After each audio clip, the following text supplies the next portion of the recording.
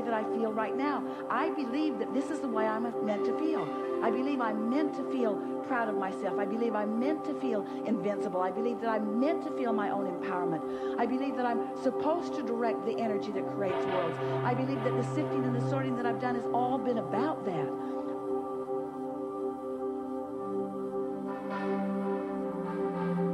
It's not only going to get me really good results eventually, I'm getting really good results now because of the way that I feel right now. I believe that this is the way I'm meant to feel. I believe I'm meant to feel proud of myself. I believe I'm meant to feel invincible. I believe that I'm meant to feel my own empowerment. I believe that I'm supposed to direct the energy that creates worlds. I believe that the sifting and the sorting that I've done has all been about that.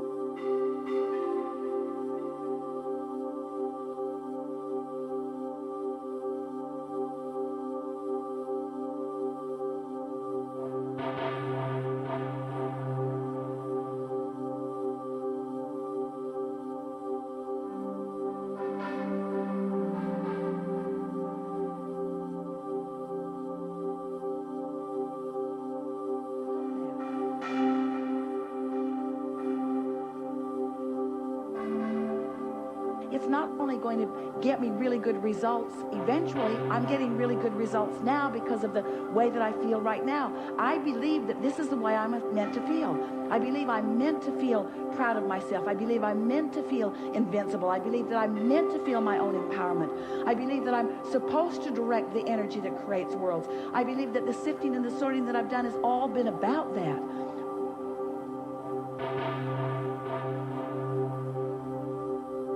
It's not only going to get me really good results eventually, I'm getting really good results now because of the way that I feel right now. I believe that this is the way I'm meant to feel. I believe I'm meant to feel proud of myself. I believe I'm meant to feel invincible. I believe that I'm meant to feel my own empowerment. I believe that I'm supposed to direct the energy that creates worlds. I believe that the sifting and the sorting that I've done has all been about that.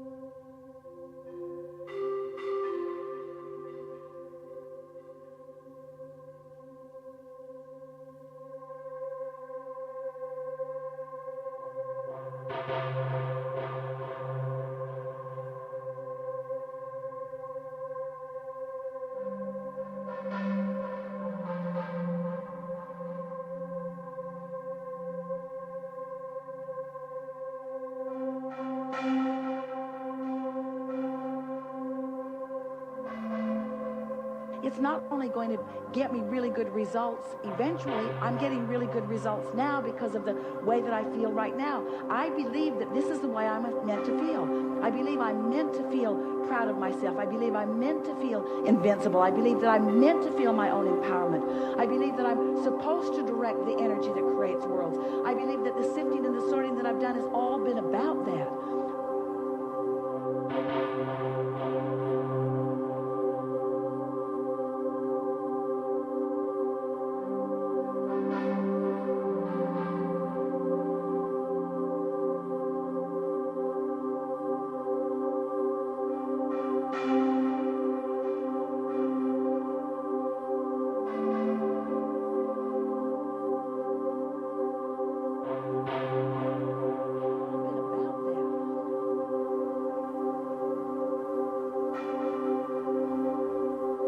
It's not only going to get me really good results eventually, I'm getting really good results now because of the way that I feel right now. I believe that this is the way I'm meant to feel. I believe I'm meant to feel proud of myself. I believe I'm meant to feel invincible. I believe that I'm meant to feel my own empowerment. I believe that I'm supposed to direct the energy that creates worlds. I believe that the sifting and the sorting that I've done has all been about that.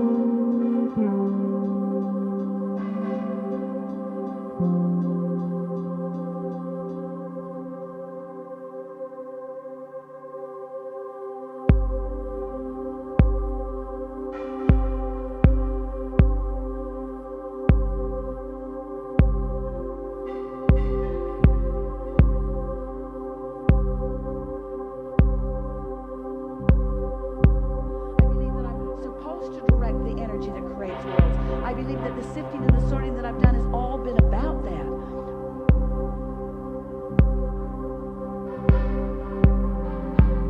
It's not only going to get me really good results eventually, I'm getting really good results now because of the way that I feel right now. I believe that this is the way I'm meant to feel. I believe I'm meant to feel proud of myself. I believe I'm meant to feel invincible. I believe that I'm meant to feel my own empowerment. I believe that I'm supposed to direct the energy of the great world. I believe that the sifting and the sorting that I've done has all been about that.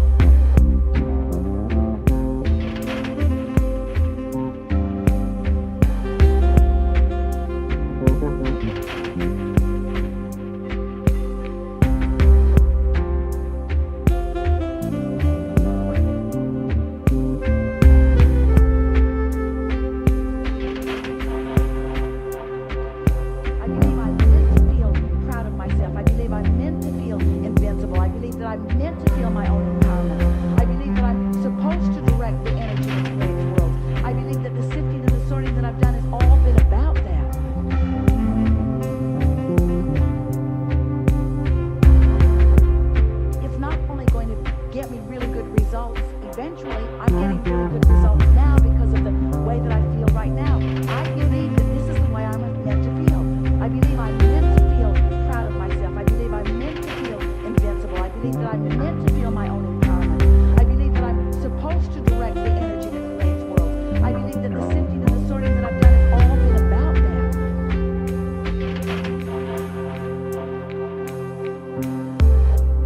It's not only going to get me really good results eventually, I'm getting really good results now because of the way that I feel right now. I believe that this is the way I'm meant to feel.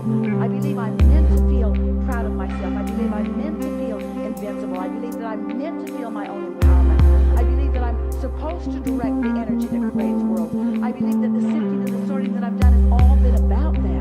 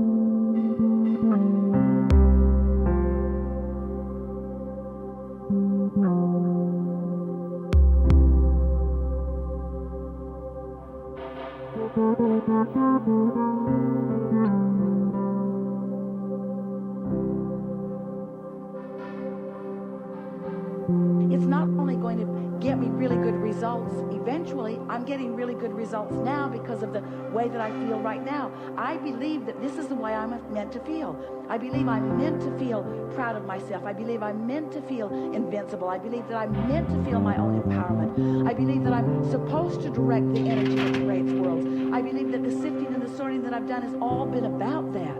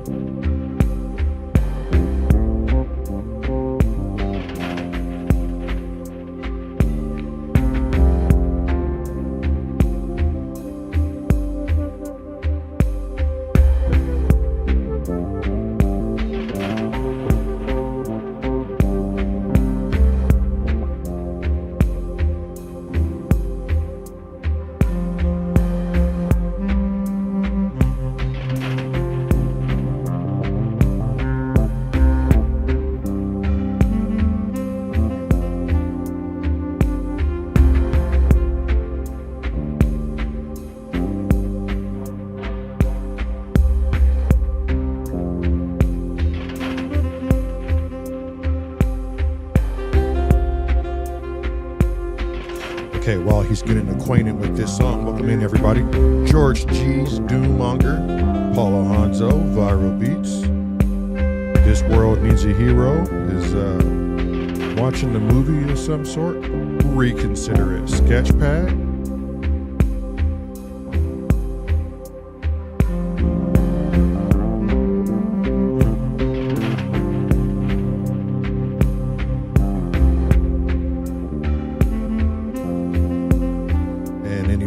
I may have forgot. Lurking Gherkins out there who are just watching. No comments needed. Welcome in. Today's the first day Moser's listened to the song and playing with it, trying to come up with a bass line, so bear with us.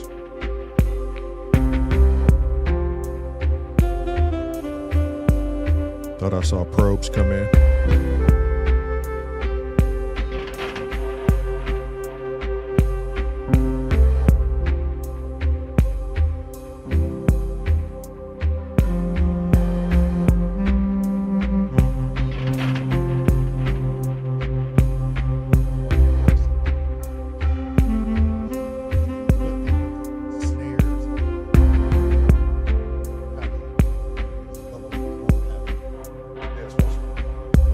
One pan left and one pan right.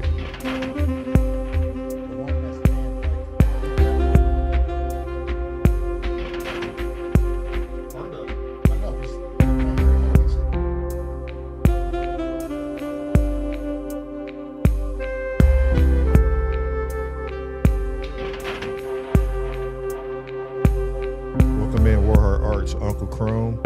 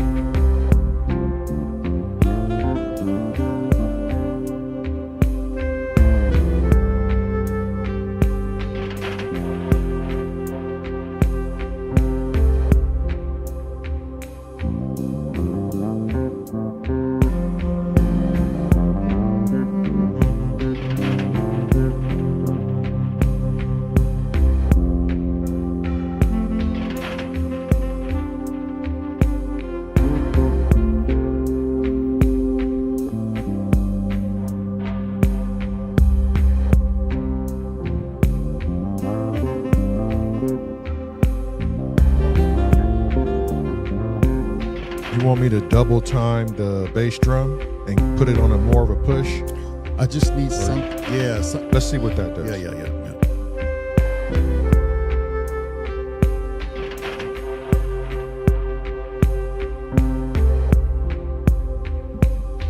I feel like it's a road with no turnaround. You know what I mean? Like I can't recycle.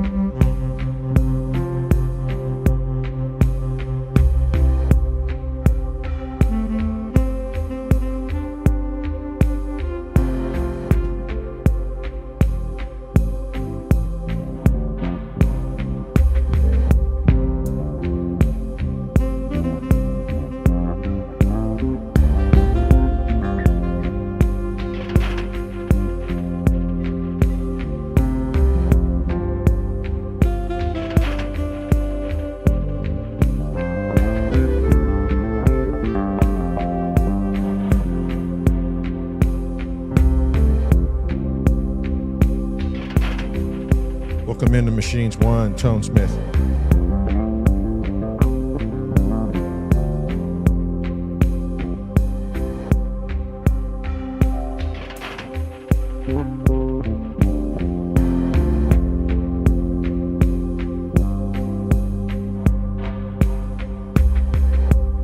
It's not only going to get me really good results eventually, I'm getting really good results now because of the way that I feel right now.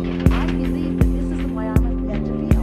I believe I'm meant to feel proud of myself. I believe I'm meant to feel invincible. I believe that I'm meant to feel my own empowerment. I believe that I'm didn't see the Sim Samurai came in. Welcome in, Sim Samurai. If you're still here. George G's. Don't remember if I called you or not.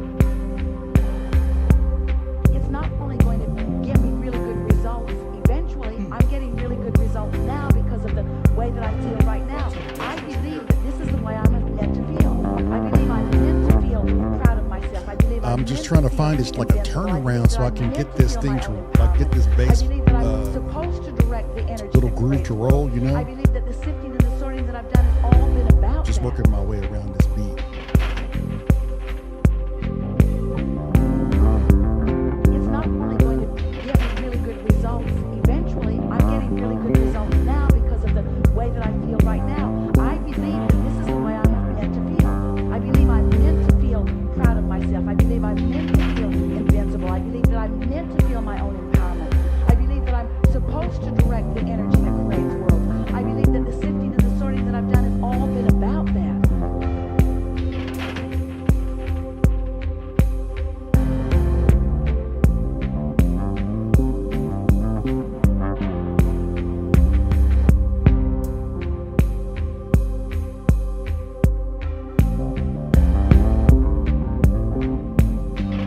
I like that beginning. I know, I'm just trying to find their solve, you know? Let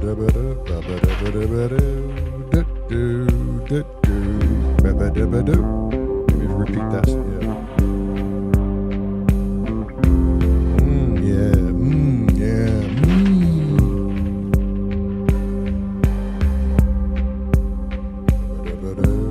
See, that's the problem. I'm trying to hop on board with this.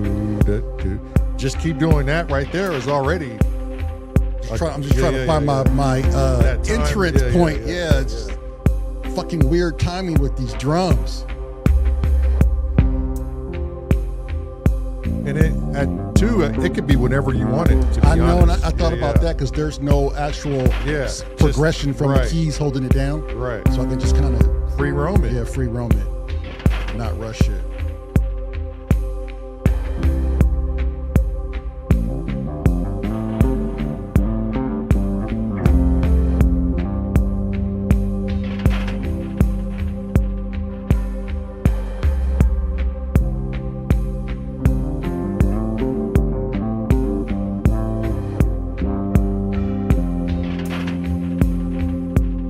Do that. I can do some breaks too. Yeah. Just gotta figure it out.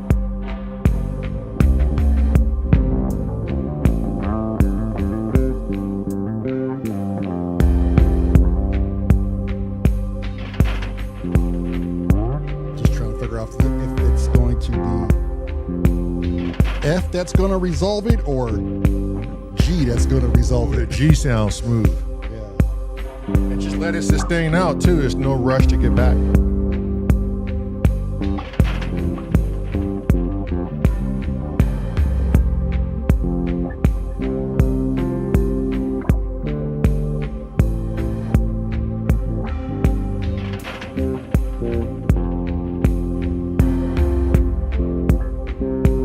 Sorry if this sounds redundant, people, but this is what it is until we figure it out.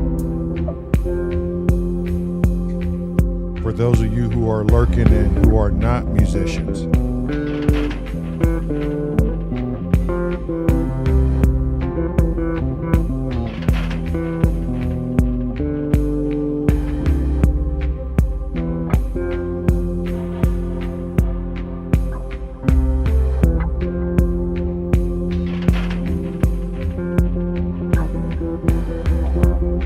I mean, E and F sound really good too.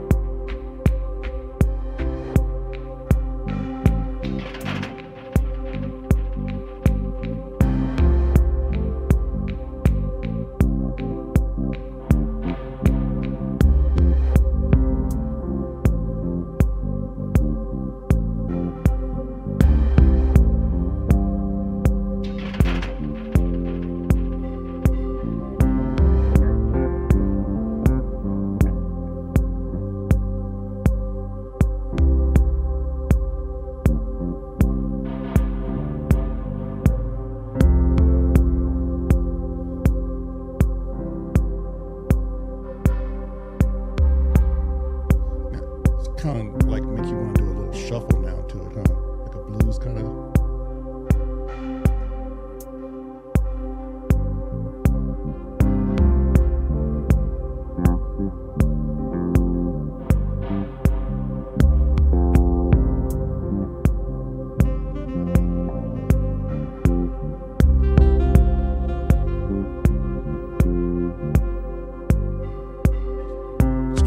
Keep it there.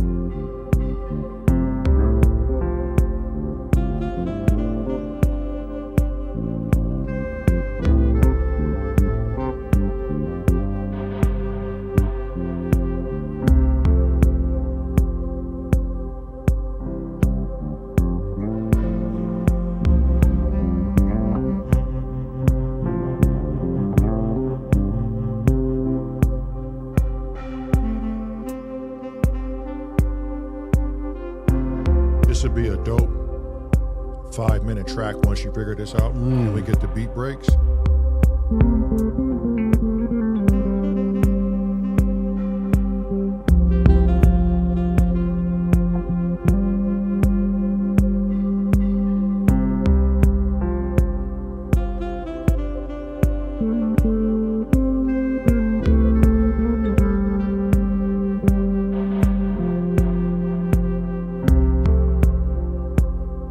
How many minutes you thinking on this, Georgie?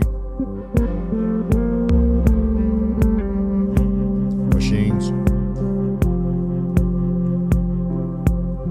Chrome. Arts. How many minutes should this track be?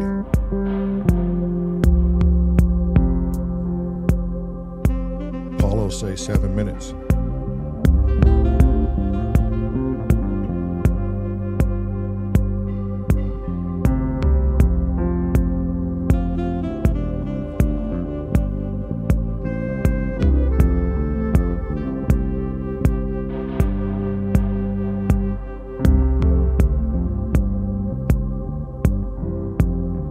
Both bros are here today.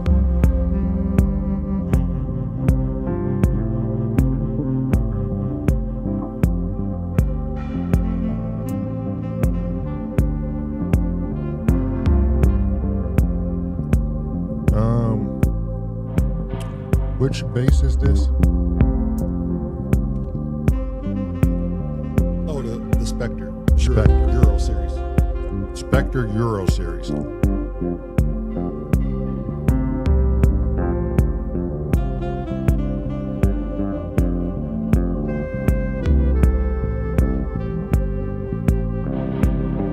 Chrome said, how long for the track? Don't hear a fat lady singing yet.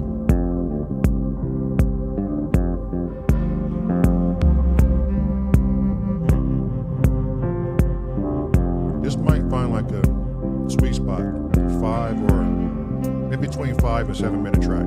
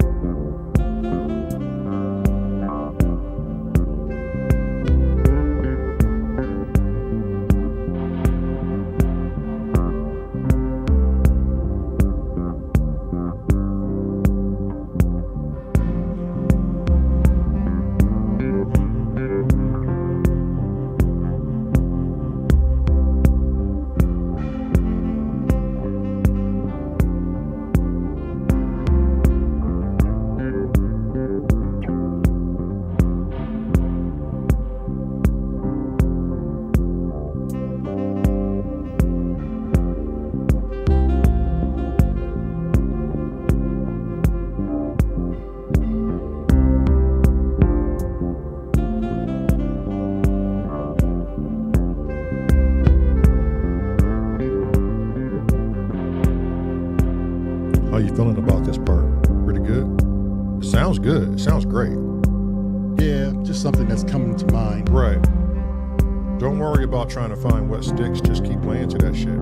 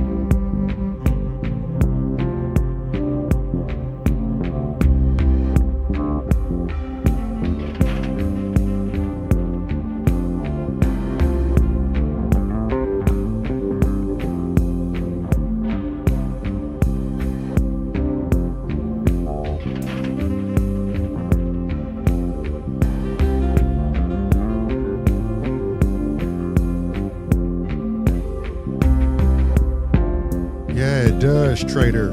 And could you imagine like 5 minutes? It's just enough to keep somebody wanting more. And if we can do that, the job is done. The goal for the album is just to play like 4 or 5 minute jams and leaving a lot out to hang.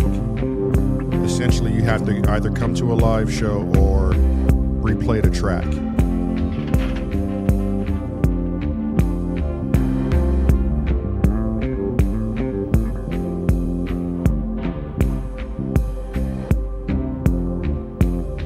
Exactly, Recon. Oi, crece.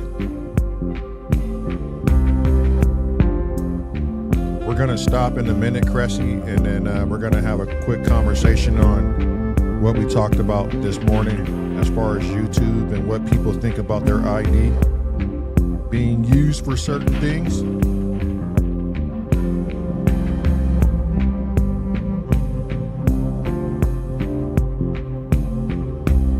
So let me know if you want to link Cress, Tone Smith. I know you're listening. You had a discussion with Donald Duck about this. You guys let me know if you want to link.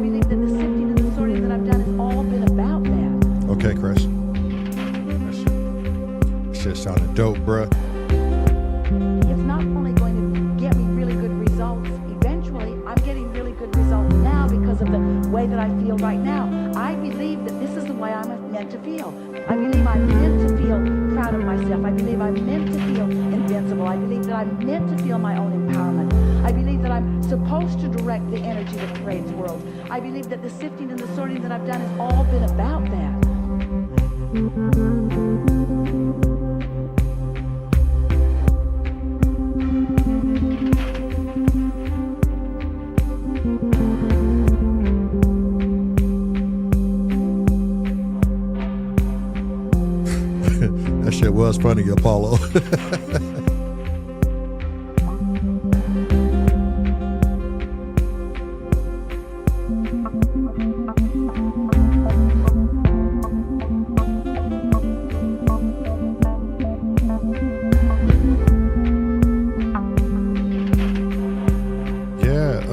Recon, consider using some samples. And that person we have in the background, that's Abraham Hicks, for all of you who don't know.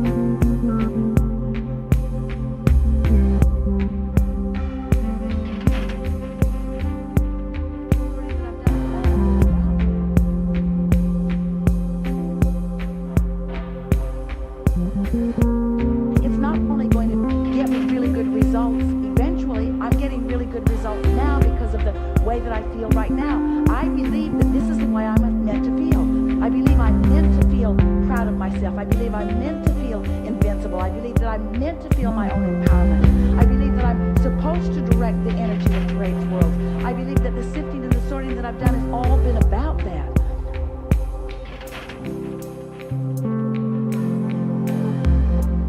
It's not only going to get me really good results eventually, I'm getting really good results now because of the way that I feel right now. I believe that this is the way I'm meant to feel. I believe I'm meant to feel proud of myself. I believe I'm meant to feel invincible. I believe that I'm meant to feel my own empowerment. I believe that I'm supposed to direct the energy that creates worlds. I believe that the sifting and the sorting that I've done has all been about that.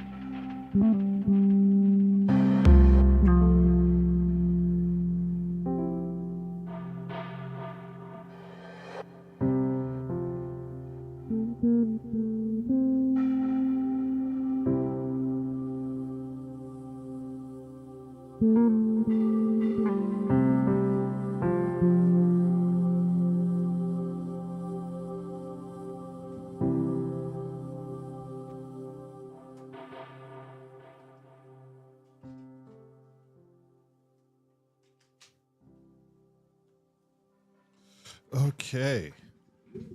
Welcome in, everybody. All you late bloomers who are just entering, welcome in. All you lurking gherkins, welcome in. Man, if I had a bag of mushrooms, I would have took them shits and I would have been in here playing for 10 hours. Probably the same shit over and over, but would have been content with it, says the Lord. Man, I'm saying I think this would be a smooth 5-minute jam on our vinyl. This would definitely make it. I gotta get some traction on it. Can y'all see the bass? Is the bass in picture? Yes, it is. The bass is in picture. We are not going to start this album until we're done with this 365. Yeah. And I think we're going to work on it behind scenes, drop a bunch of long form videos. Every now and then we'll go live. We'll always have popcorn night, but I'm looking forward to the future. And we really want to get this album done. So we'll be working with some artists in the background. Hey, the best part about this shit, honestly, is what gets me over the fear of all this shit. Mm-hmm. Like the fear of letting people in when I'm sitting and trying to create a bass line. For me, and this is just me personally, but when I'm making music, I don't like to have prying eyes or ears that know music, you know what I mean? And I just want to take the time and find a bass line in the confines of my own space and privacy. But I realize as I'm learning, right? As I'm learning, I'm like, well, what am I hiding from? I'm learning. What am I so ashamed of? Mm-hmm. Of ridicule? Am I ashamed of not being the best of what somebody else's level is? Mm-hmm. Why would I want to hide the growth of me trying to show my process of how my mind, works when it comes to music? Like, why would I withhold that from people? And I can see how people can have reserves about that, about exposing themselves like that. I think I'm to the point now where I just don't give a fuck. Those who are going to judge, they're going to judge you, right? Mm-hmm. And those who understand the process and have been in my situation and know the learning curve and can watch somebody grow and expose themselves and say, oh, look at how this guy creates. Right. That's got to be something said about someone's life where they're at to where they don't give a fuck no more. And I think I've reached that. Mm-hmm. I think I'm just going to take away all the doubts and the worries and the insecurities and just go at my own pace. Yeah. It's funny what doing this for a year straight unbroken really does. It forces you to be somewhere mentally now. It forces you to be okay with, you know what? I may not be the best of musicians, but I know how to get a point across. Right. And we've had other musicians come in here, barring they're not lying to us, which I don't think they are. They come in here and they go, this shit is dope. Right. Like today, Traitor to the Living, Roy, Tone, Crest, Probes, George G's, Warheart, all these people, Chrome. I don't think they come in lying to people saying, hey, look, this is good. But in the background, they're like, why am I still coming to this channel? This shit doesn't sound great at all. So I'm happy to know we've reached that stage for the channel. Right.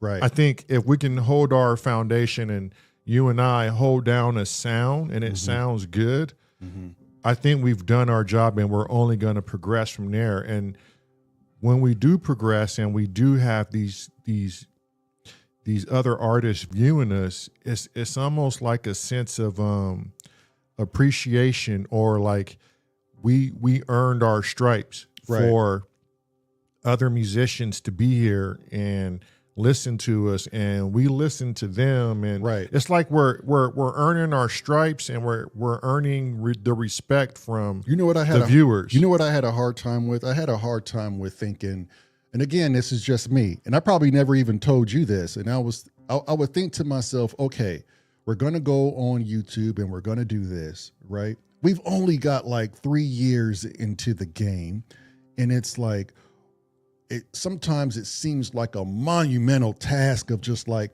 how do I fill the order, right? When you got so many good musicians out there who you have to, I mean, I think any rational mind would ask themselves, like, I know all the Marcus Millers and the Victor Wootons and the Chris Bodys, and, you know, they have a higher accolade because they've been doing it longer, and you can respect that. They make great music. Right. You also tell yourself though, but being so young in it, how do I fit into a space like that and not feel overshadowed? Yeah. Like, and that's where I think that's where you and I are both at, because we sit here and we create now in just the flow of it, despite who's watching. Right. We're gonna have to do that in the live regardless. Right. Right. They may not see the insides of the bickering, the structuring, the learning, the practicing. You know, the creating, but we still gonna have to expose the end result to people, right? So by starting it off this way, it eliminates all that, right? Let's get through some of these comments. We missed a lot, bro. I don't know, but do you guys think the same way that old Moser does? Sometimes Moser can just. They say you're doing good. Sometimes Moser get a little crazy, man. Love that jam, dude. That was sweet. Well played, lads. They're all going to laugh at you. That's what Roy said. Yeah. Everyone has that feeling. Roy said, I was talking about this with Scruffy Fox this morning. That was from Tone Smith. Kind of. I can't write in front of a crowd. It would throw me off, I think. But enough in front of a band makes you, or, wait, did I read that wrong? Bad enough in front of a bandmates. Girls. Oh shit. Were the bandmate girls watching and you didn't do good, Trader? What's up, 1986? Cressy said, I just want you to be you. Making tracks. You're doing great, Lamar. You're a very good player. Yeah, sometimes I need to hear shit like that. When I say something, it is because it was practically good. That was Royd. Yeah, yeah. You're both hella talented. That's Trader to the living. See, I mean, these are all reassuring things. Yep, thanks, Probes. Yep. But yeah, I mean, listen to me. I am at this point, I'm humble, I'm modest. But yeah, it fucking helps me when I hear people say that I'm a great, or not great, but you know, I'm a good bass player, or I can hold it down, or the music that I make is good. Like, I don't know. Yeah, I need to feed off that to keep me pushing. It keeps you going, makes you feel good too. Yeah. Crumb said, this 365 challenge has really helped you find your voice. Oh, wow. Tell me about it. Yeah, tell me all about it. I mean, living it. I go back and listen to when we first started playing, and it was so, I mean, the sound was there. It didn't sound horrible, but it wasn't as rich as it is now. And I think that's only going to come with more and more time. Like, we're going to get more and more involved into what we're doing. Yeah. Tone Smith said, yeah, for the fact that you guys have only been doing this for a few years, 3 years, Tone. Yep. Right in the middle of 3 years. Been doing this for a few years, kind of crazy. Super impressive when you are at this point. I mean, I love to hear things like that. Thank you. Yeah, that means we're progressing. I just don't want to be stagnant. Wait until you guys start doing shows. I know. George G's. Yeah. That's going to be the other dynamic. Doing it live here, just fucking around and, You know, it's one thing, but actually getting out there and playing some tracks in front of people is going to be, I think it's going to be needed. Yeah, thank you, everybody. Yep, I agree, George. The only thing that's going to make us better is more cowbell. How do you say that? Flanwell? Not Manuel, but Flanwell? Let me know if I said that shit right. Thank you. Mr. 1986. I know I see you over there at the Summarize a lot. Yeah, Trader to the Living. Bring it in, everybody. Group hug. Come on.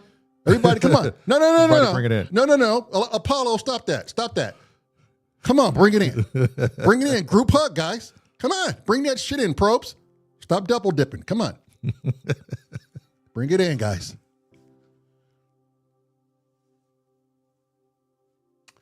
Oh, yeah. I mean, we do have time to work it out, Roy. He says you guys could schedule a tour to go along with your cross country. But that's a lot. That's trying to figure out where to play, who would show up, who would even show up for it. And then that's a lot of gear to lug around. And then if we're going to do that, then we would probably have to drive ourselves and then out of our own pocket stay with our sub family and the channel family. I mean, as far as it'd be too much to put on somebody. But as far as the jam part, I think us scoring it with our chat community, we can also add that to the documentary. You know, we're doing this cross country thing, and they're also scoring the footage with their community.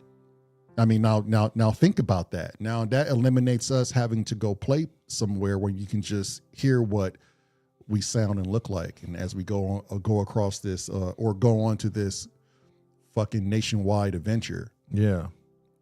Fanuel. I'm just going to say Fanuel. And you got to say it like that too, because Fanuel, my God. What's up, Rourke? Hey, you know what? Oh, kind of tang with that name. You know what? Rourke Industries. Rourke surprised me a couple of days ago, and I know he knows what I'm talking about. This dude did I want to say it was a 40-minute jam. And I had to ask this dude, was that all improv, my boy? And he was like, you know it. Yeah. I was like, yo, Rourke. At one time, I know it was in the garage when you were playing it. Yeah. And I thought it was us. That's what I'm saying. I'm like, what is Rourke doing? I thought some of that shit reminded me so much of us. And I was like, can you guys put Rourke's YouTube channel up, please? That's when I knew I was like, he does not get enough attention. He is. Yeah, that's when I knew I was like, we on the right path. I see attorney in a lot over there fucking with Rourke. And yeah. Like one other dude be fucking with Rourke. And I'm like, this dude don't get enough fucking attention. Every time I see him live, it's just not enough. It's not enough. Yeah. I need more people in there for Rourke. Rourke is an amazing fucking artist. Y'all better fucking recognizing this motherfucker. I'm sorry. I'm sorry. I don't know. Messed the I don't know why I done went there. I went too far with that shit. You done messed the feng shui I went too far with that shit. Okay, look. So me and Creasehead. Me and Creasehead. When I first woke up this morning, you know, Cressy is a character, and he does character type Cressy things, whatever that means. But we got into the discussion of YouTube. So today is August 13th. YouTube went through a slight change up with the way they are promoting channels and their algorithm, and they're putting things behind, not a paywall per se, but the ID wall. The ID, the verification wall. You could do a selfie, you can give your email, you can give a credit card. I mean, there's a lot of things that are different. Now, there's a lot of YouTubers saying that they've been cut below the knees, that their channels are blocked. They are now harder to find when you type in the channel name, and a lot of people do not like the way YouTube is going. So they're doing this paperclip thing where they want to boycott YouTube today. And it's all over, you know, your personal information being on a platform that literally the security is not there. Well, and they're doing it, they say, like they're targeting gamers, like Roblox is the first that's going to be hit. And they want to get the underage people who have these channels to be out of 18 years old or of age. And so in order to keep their channel from not being demonetized or not monetized at all, they have to provide a valid ID or a picture. Right. Or right? Right. That's just to be monetized. But now there's a whole thing with it's just they want wild. to see your ID now and have it on file just to confirm your age. Now, there are certain people that are okay with this. You know, there are certain people that will say, hey, you know, you can't go anywhere, pretty much anywhere without your ID, your social security number, your email, your phone number. You're having to input these things into a lot of different storefronts. Right. And third-party advertisements who has all your info. And a lot of them have been known to be breached. And we all know our banks, our very own banks that we bank with. Not even our banks can keep our ID safe, let alone our ATMs. I've had to change my ATM card about 3 times so far this year because people were doing the do. So, but then there's people, Venus Theory was really going in on it sarcastically. I think that's the video I showed Cressy as well. But it comes down to this.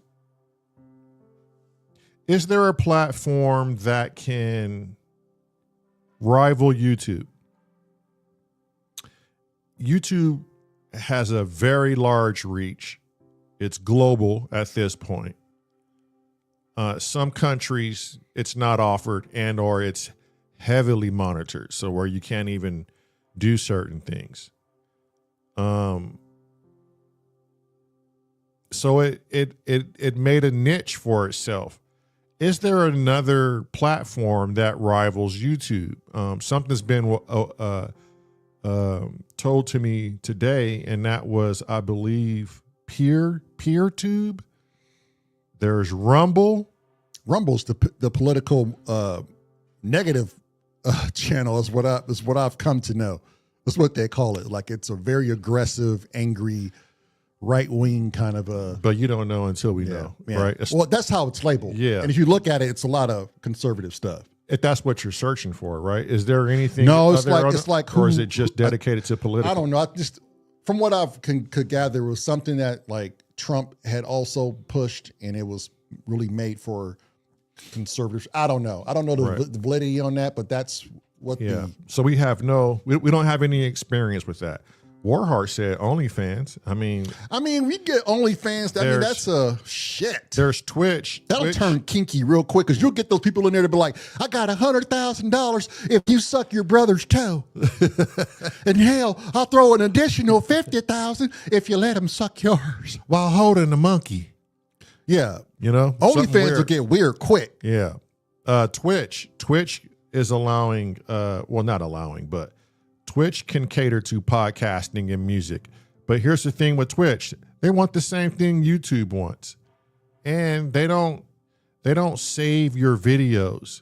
After 3 months, they're deleted. They're gone. Them bad joints can't even be accessed anymore. Yeah, Rourke said lots of Nazis over there on Rumble. I knew it was something wild. Like they're extremists over there. Yeah, Rumble is pretty crazy. Like, you know, so I don't know what we can or see, here's the thing. If you're going to boycott something, do it or don't. Well, see, like Trader to the Living says, as a parent who struggles and often fails to keep my kids from watching adult content, I'm conflicted on it. I mean, to stop them from watching content, to show an ID, I mean, but what's to say they don't, like, you leave your YouTube open, right? And now they're surfing your YouTube and they don't need ID. So you got to kind of like watch your personal sign in too when it comes to your kids. Yeah. Yeah, I mean, that's a tough one, man. If you don't want your kids viewing certain shit. I right? want to see PeerTube. Like maybe when the wife gets off or something, we could pull that information up on a live and we can all look at it together. PeerTube. But maybe that's the fix. I don't know. Maybe YouTube has run its course, is what you're saying. Is that what you're saying, my boy? For small channels, let me just impose this. Okay. So what if what you're saying is true? PeerTube is a place where you can go and you can be acknowledged and start afresh. For channels like us, smaller channels, it'll be an easy set or reset, right? Because we don't really have much per se in these large dominant channels. Right. So for us to like maybe stay here, keep it stagnant, and to pull and go to PeerTube and start over, it would just be, it wouldn't be so monumental. Right. But I don't know what it's geared to. Right. I don't have any info on it. Right. And I'm just saying this as a what if, and right. like what would that look like? The Crazy Rabbit said that XFL was going to compete with the NFL. Oh. There's always someone allegedly to knock off the King of the Hill. You know, you cocksucker. You know, Rome fell, and Rome was this whole big ass empire, right? And something else came up and took its place. I'm with you, Rabbit. YouTube can only hold the front for so long until somebody breaches right through the back door. That didn't come out right. But maybe someone or something. Or something. Yeah, how long can YouTube hold its residency? Right. People, how long can Google not continue to fuck this up for everybody with greed? Because that's what it comes down to. What was that on, Trader to the Living? Tom was my first friend. Was that like, was that MySpace, dude? Yeah, I think that was MySpace. Tom was everybody's fucking first friend.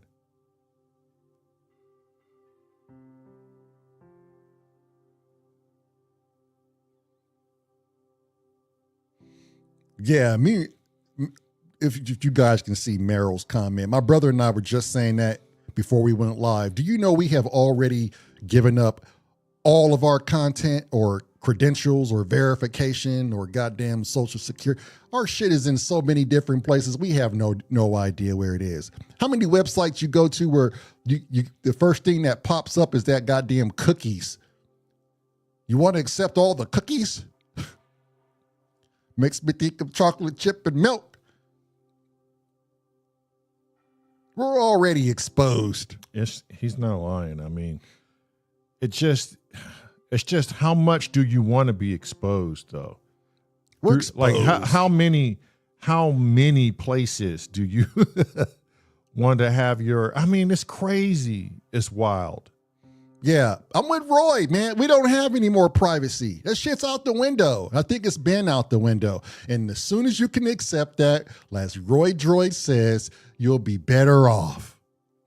Until everybody can come up with a formal, nice etiquette little uprising in the whispers of the night, and we all just need to just give them everything because they already have it. The system already has it.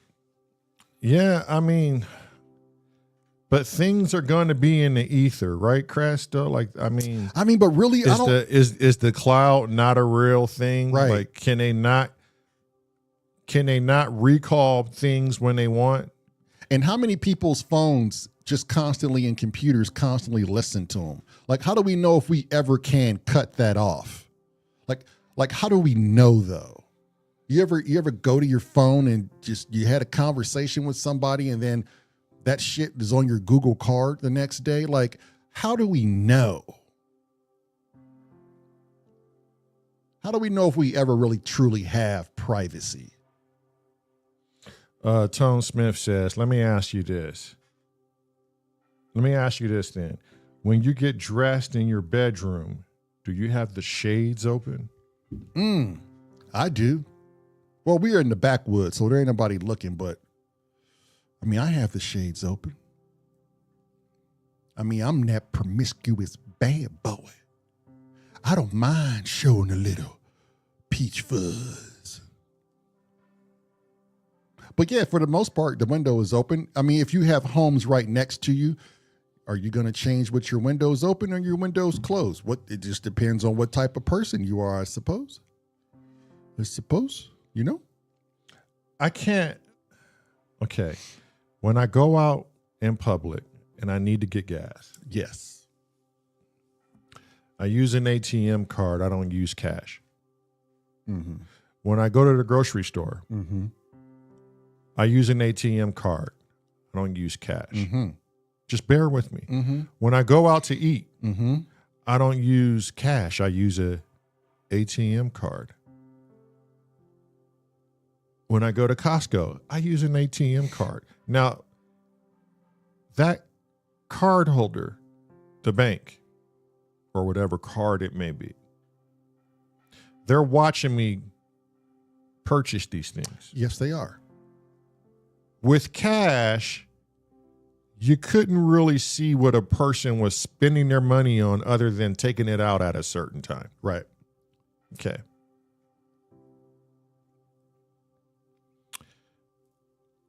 Or I think I'm good with that because of security reasons, if your job is cash based. Yeah, but go ahead. right? Right. I feel like, and this is funny, but go with me.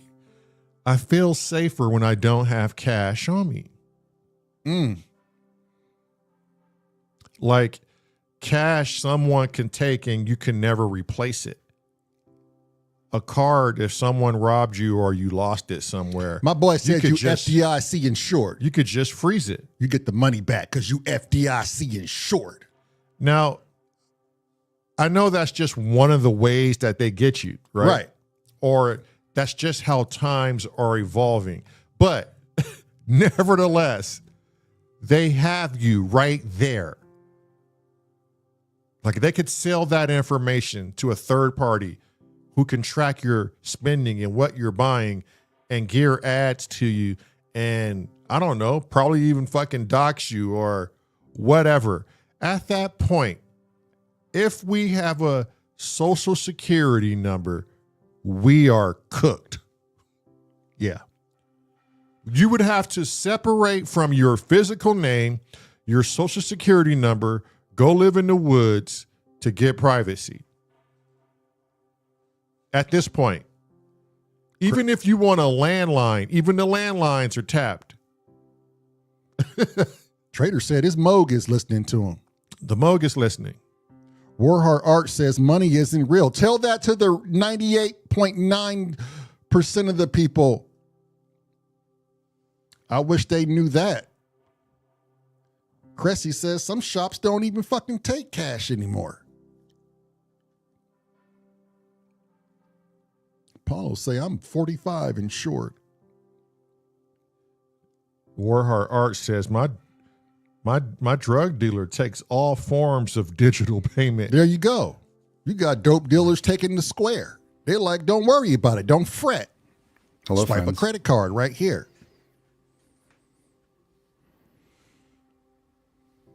Can y'all hear me? Yo, what's up, Tone Smith, my Not much, boy? guys. How you doing?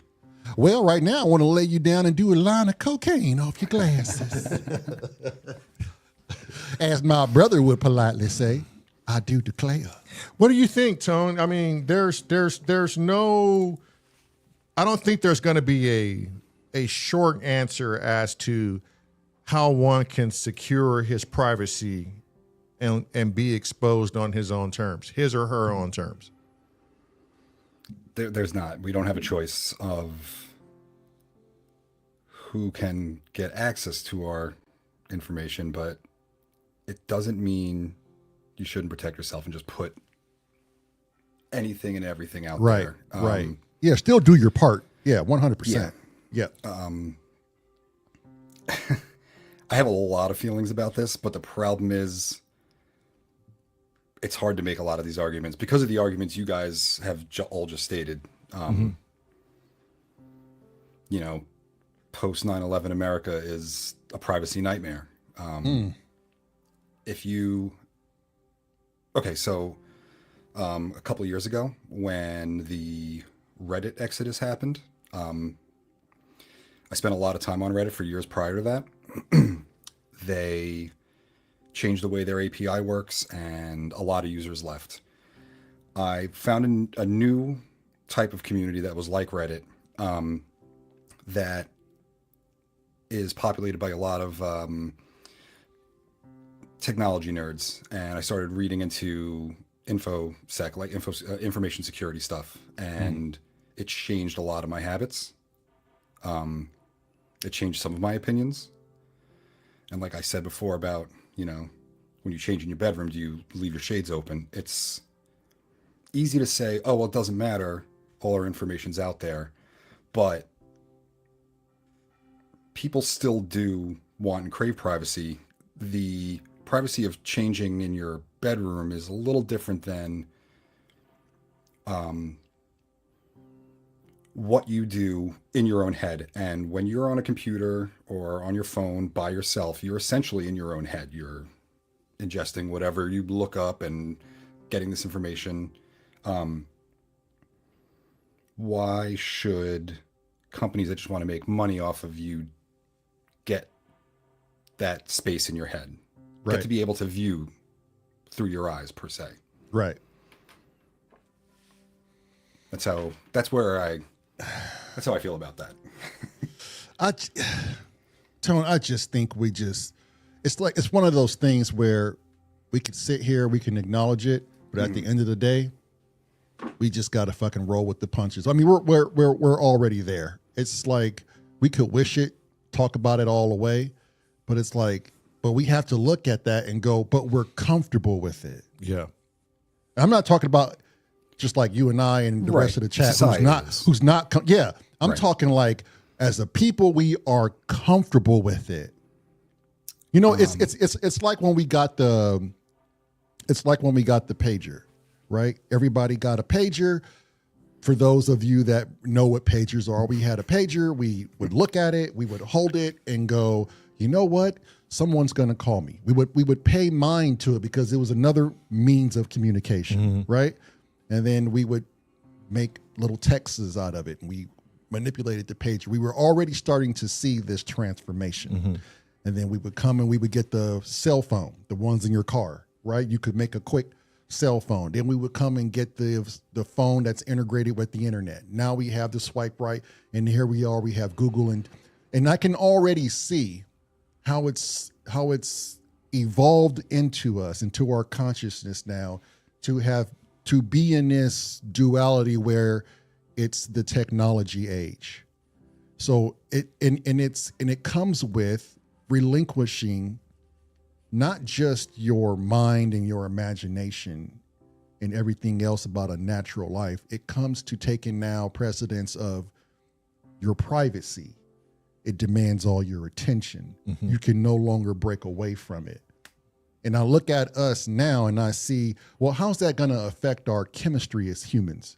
Has it already integrated subconsciously through our consciousness? Yeah. Is there some sort of nano properties to this that have already entangled itself with us? I mean, and that's the thing too, is there are a lot of leading scientists saying this proves quantum entanglement.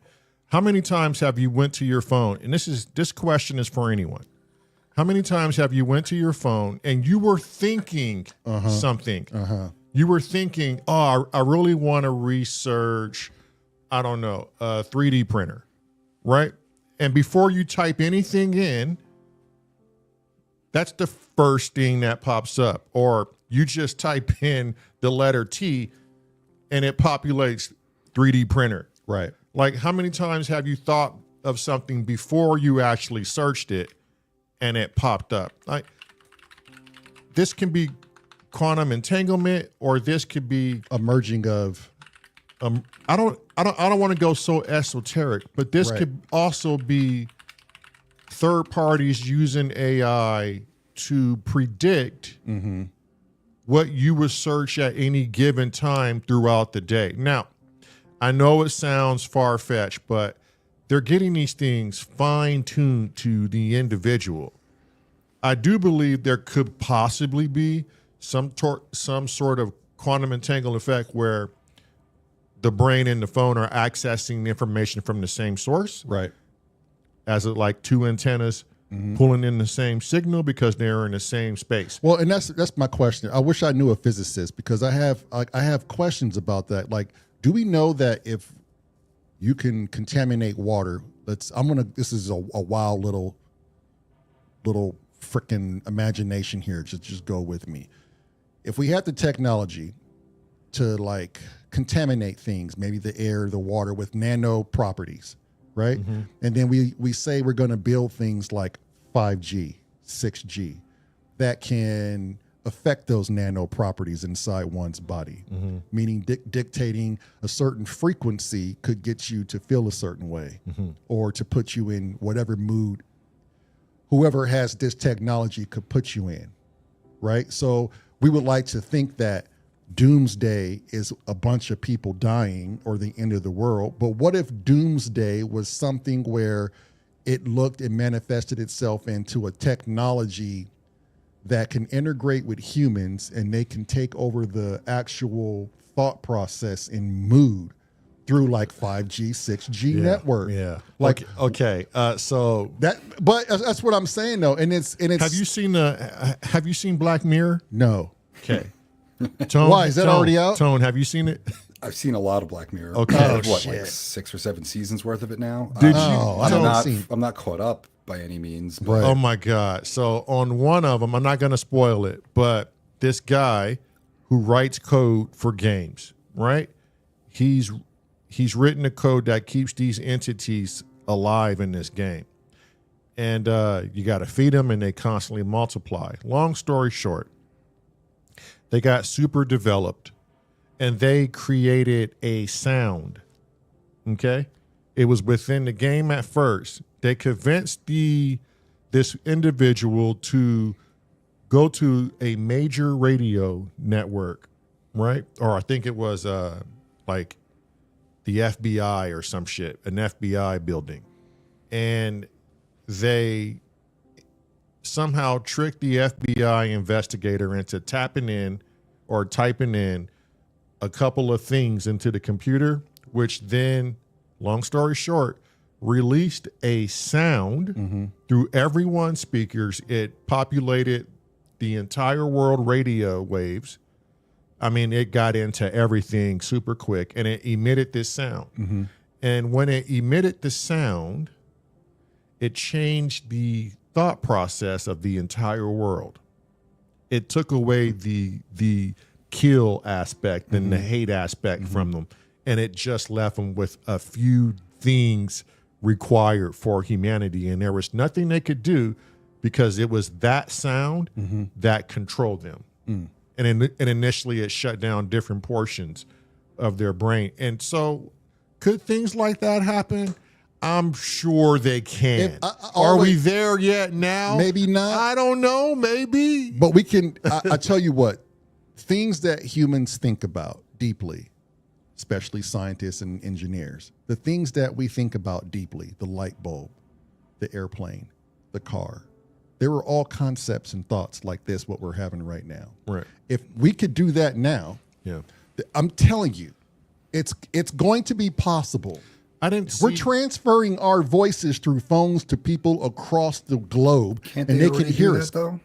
And they can hear us clearly. I mean, I would think so, Tone. Like, you don't even have to get that technological about it. Think about advertising. You know, you see a commercial with a pretty girl or a cute animal or whatever. Tugs at your heartstrings the right way. Maybe you don't go and buy the thing, but you think about it. Yeah, but I think it would be something that they want to 100% push, that they're going to get compliance 100%. Because that again is perception. You could be that one dude who's just like, oh, I give a fuck. My life is miserable. You know, like you have a lot of people that won't hook, line, and sinker. Yeah. The only thing you could probably do is you would have to have some sort of control. Well, right? we don't. That's my point. Yeah, Right. Yeah. Okay, but people wanted to boycott YouTube, right? And here's the point, like this all ties in together. They couldn't do it.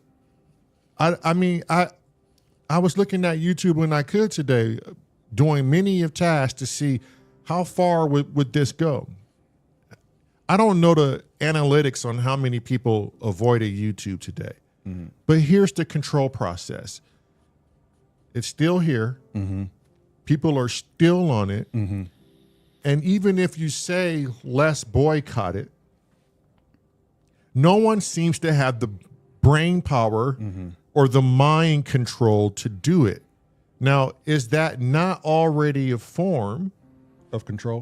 of control, of drug and addiction, Well, in the form of not wanting to let things go, and now you're just going to be okay with it? and that's my whole thing. What I was getting at with the pager, how slowly you can see ourselves evolving. I think we've become already entangled. They say Robo Sapien, you need to have these mechanical parts already infused to the body. Well, I beg to differ. Robo Sapien can look just like this. I mean, we are attached to our phones, right? Some people estimate 10 hours a day. That's how much people look at their phones, 10 hours a day. And you tell me we're not, I mean, for people to detach from technology right now, it's pretty much a death sentence. At the rate that it's going, you're going to either have to roll with it or get left behind. I feel like personal interaction and relationship does the best job of it. When it's rare that I lose my phone. Like, I don't know where it is at a given moment. It's in my pocket. It's in front of me on the desk, wherever it is. When I'm with friends having a good time and I put my phone down, I can easily leave it in a spot because I don't need it at that point. And now that's me. I don't know if everyone's like that, but I feel like enough people are where you can kind of get away from that. I see everyone talking about the boycott. Here's the thing is the boycotts were in specific communities. The Roblox community is a good example. I don't know a whole lot about it. I know what the game is. I know like my friends' kids can't stop playing it. Right, mine too. I know that all the games within it are user made, and I think that's a big part of why YouTube's trying to protect kids within that. I don't know if they're like I don't believe at all that the end game is protecting kids. But it's very easy to pick on a community that's already been picked on for that exact reason. Well, and they're also there's the problem. Yep, and they're also saying that this is just a catalyst, right? Somebody's got to go first, and so it's going to slowly trickle and make its way and filter throughout the whole YouTube community, and then it's going to be coulda, shoulda, woulda, or we told you so. I think they're just trying to spark the movement, knowing that it's going to affect everybody in the future, because we don't really truly know what the full plan is, right? We don't know what the end game looks like. Right. Yeah, it's always testing the waters. A thing I noticed recently, YouTube added the number 1, number 2, number 3 fan in the chats, right? Right. Which you can take off, right? Can you? I have no idea. Yeah. I saw a YouTube guy. He shows you how to take it off. All right, I'll look that up. The point I'm trying to make is, I've noticed that if, let's say, it happened today in this chat before I joined the stream, you said something, I don't even remember what it was, and I like directly responded to what you said immediately, and watched my little crown thing in the matter of 2 messages jump from 3rd place to 1st place. Ooh. Like the engagement, I specifically engaged with specifically what you said. Right. And so AI is taking that into effect. Right. Is it an AI feature? I don't honestly know. Yeah. But that's a good observation, right? Because maybe this is what, this is why it's designed. It's designed to keep the chat engaged. That's great. It's great for you. It's great for the chat. It's great for the engagement. But it also signifies someone that has more clout over the other. It could be misconstrued by that other person's perception. Yeah.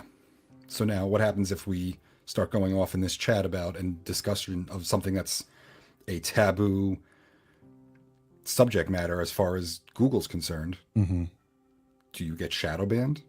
Right. Oh, shit. I mean, is that a thing? I mean, we're going to find out, right? Because, again, we don't know. We're not talking about anything they don't want us to talk about. But, I mean, if we started whatever they don't want us to talk about, if we figured out what that was and started going off on it and people started participating in it, is your channel big enough for that to matter? Maybe, maybe not. I don't know. I don't know how anyone is doing any of this. But Yeah. right there, it is reading. See, Chris has read 1984. Clearly, he understands how I feel about this. Everything he says, I'm like, yes, Chris, yes. Yeah. Yeah. It's reading everything. Yeah, Yeah. it is. And that's what I mean, ultimately, it's what it's designed to do. It's designed to take away the responsibility of humans, and it's designed to keep a constant, vigilant eye on things. So the moment someone plays something that is of a copyright or says something that is not of a YouTube natured policy, it gets rid of it. Right. So, okay, let me ask you guys this. Does it feel like we're on the outbound train of what used to take brain power, it no longer takes anymore? Like, we're slowly going to evolve into this thing where AI and Google are going to be our new memory. It's going to be a muscle we're not going to want to use. Everything is literally getting easier. I watched a YouTube short where a guy had a Google pen. David wants in his class. Okay. I watched a student in college had a Google pen, and he was taking the math test. Mm-hmm. And all he did was highlight the entire question with his pen, pressed a button, the pen calculated the answer for him, and told him to pick letter C. Like, this is not going to be a one-time thing. This is not going to be just for, oh, he's dumb and he can't figure it out, because the rest of the students are composed enough to want to study and want to retain things. I don't see that happening. What do you guys think? I don't like it less because it's cheating, which I don't like. I don't like it because the one kid cheating on the test becomes two kids cheating on the test, becomes all the kids cheating on the test, becomes the test don't matter, becomes school doesn't matter, becomes we're just dumb and we do whatever the AI tells us to do, and then we're a controlled society. That's like my line of thinking as to why it's something like that is bad. Right. I don't know. That's not what everyone's going to feel about it. It's not, and I was just thinking about, because I agree with you, but I'm thinking about what others think about it. And for people that don't consider it cheating, they're like, well, I just need to know, show me how you rub the two sticks together to make fire. That's all. I don't want to know that rubbing these two sticks causes friction, and the friction in turn causes heat. I just want to know how you made the fucking fire. And I don't need to know fine. about any of that shit. Right. Right. And there's a good point. Like, that's fine. I'm trying to think of a good way to put it. It's like watching a Michelangelo picture, Tone. Okay. If you don't have to know everything about Michelangelo, but just so you know, that's beautiful. A person just created it. A person that has a dream created that. And it wasn't some fucking computer. That, or even like, not everyone can be a brain surgeon. Not everyone can be a rocket scientist. And there's nothing wrong with that. But the dumbing down of everyone is its own problem. Right. Hey, Dave. Hey, Asif. What's up, David? Hey guys. Is that the basement? Yeah. Is that no? Because it doesn't look that scary. No, it doesn't. Oh, Too when you wish this was the basement. Beautiful colors and pink unicorns. Damn it. friends. I feel like Tone set himself No up friends. instantly for that shit. Like, you're only hoping this is the best. Right. Afraid of AI? Yeah. Oh, let me tell you He's something. here. Yeah. Okay, Dave, are we as a society getting dumber, essentially? And will it continue to progress? Does anyone even have, not us older people, because we were all taught different. And I know some of us are subjective to a lot of the technology, but the younger people out there, are they doomed? Are there a mixed bunch that still want to learn and retain things the way we did? I think like everything, we got to separate them into groups, and I hate to do it. The ones more inclined to curiosity and learning are going to be fine. Um, the ones that might use AI as a shortcut to pretend like they're learning, there's I don't know how we're going to help them because I think they're going to be able to fake it easier. Um, so I'm kind of worried. I don't. But it goes back to that tradesman. Like I just told, like we just talked about the example about the fire, right? The tradesman wants to be a plumber. He just wants to know how to unclog it. I don't need to know what the shit's made of or what. I just want the basics so I can do the job. I don't need to know its properties, right? I think now that you have the instant era of I want it now, I want it now. The demand phase of life and technology makes that readily available for us. No one, I think people feel like they don't need to deep dive in shit anymore. It's like reinventing the wheel. We know the wheel is round. It's the most easiest mode of transportation. I just want to like keep it as that. Well, I do agree that, ironically, we need experts more than ever. Um, but I think we are. I was always worried when we kind of started going to this DIY culture. I loved it on one level, but I also felt like, man, we're going to be masters of nothing. We're competent, But how do we advance? Just being competent. How do we really, our disdain, not ours, but this general pushback on science and this idea that, well, why should I trust the experts? It just all feels really like a push towards this trust AI, though. But isn't that Like, what it's for? I mean, we designed it to think no, for us, to advance us. So, like, if you want to now put a card together, AI is going to tell you, get that screwdriver, get this size, this, yeah. get that, it put should this be. together, do this. It should be an advanced tool, but it's not the answer. But it's not the way it's. I think it's not the way it's going. Okay, but Well, go ahead. Sorry, Lamont. understand this. It is going to take us hundreds of years, if not thousands of years, to progress to where a lot of idealists want to be where they think we should be as a human society. The only way to do that is to produce something that can calculate faster, go through many probabilities at an exponential rate, and come out with solutions that work to help progress us further and faster. The issue becomes that that's not what AI is doing, though. Yeah, that's my point. Go ahead. Take the floor. Me or Lamar? No, you Tone. I was Tone. just piggybacking. Yeah.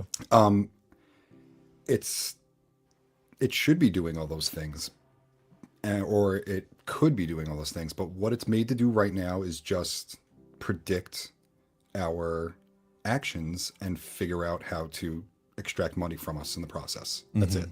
Mm-hmm. That's all it's being used for. And the futurists building these AI models, a futurist is just a hyper-capitalist looking for the next way to make money, not the current way to make money. Yeah, the last people we need to get this are the hyper-capitalists. Right. And I agree. That's the chat. There should be, ultimately, if AI gets branched out into specific niches, for medicine and different things, it could be brilliant. And I've had people explain to me why AI it's supposed to theoretically take 1,000 of the best ideas and it caps and bring it all together. But let's kind of talk about experience. Like Lamar, look at, let's say, we won't even get into policing, but let's ask about horses. How is AI going to give you a quick answer that will prevent what you do with horses from your experience? Do you understand the question? I How is do. someone Thank you. Good. I'll Yeah, shut up then. I do. It's, and I've used AI as a tool for for the industry. Okay. Yeah, this is right. And a particular question came up that I would have to thumb through, and I shit you not, a 500-page syllabus in a couple of minutes, 30 minutes, to find and formulate the answer, and then think about why that answer would be right for that situation, because there's variables. But I used AI in this situation. It brought up the information I needed instantaneously.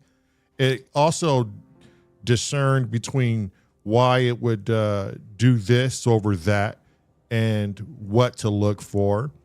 And it saved me 30 minutes of my life to do that. Now, that's not to say I don't know the answer or I can't go back and research or search for the answer, because I do have the knowledge of that alone, right? But it is great as a tool, not an overcompensator. But could it do it? Sorry, go ahead. No, but could AI do our job physically? No. Well, I'm asking this though: if without your experience, how would you have been able to disseminate that AI was giving you a good answer? Exactly. Do you see what I'm saying? So if you're gonna work, so I've heard people in the medical field say, I've had assistants where I've needed them to write up something. They've used Chat GPT. They bring it to me, and I go, okay, yeah, we're pretty. I get it. You got it pretty far along. Like there's a lot of good stuff in here.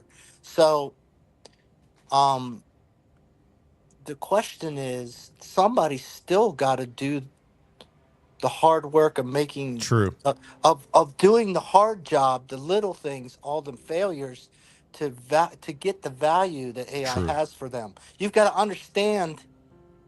It's like anything, right? Like learning about people.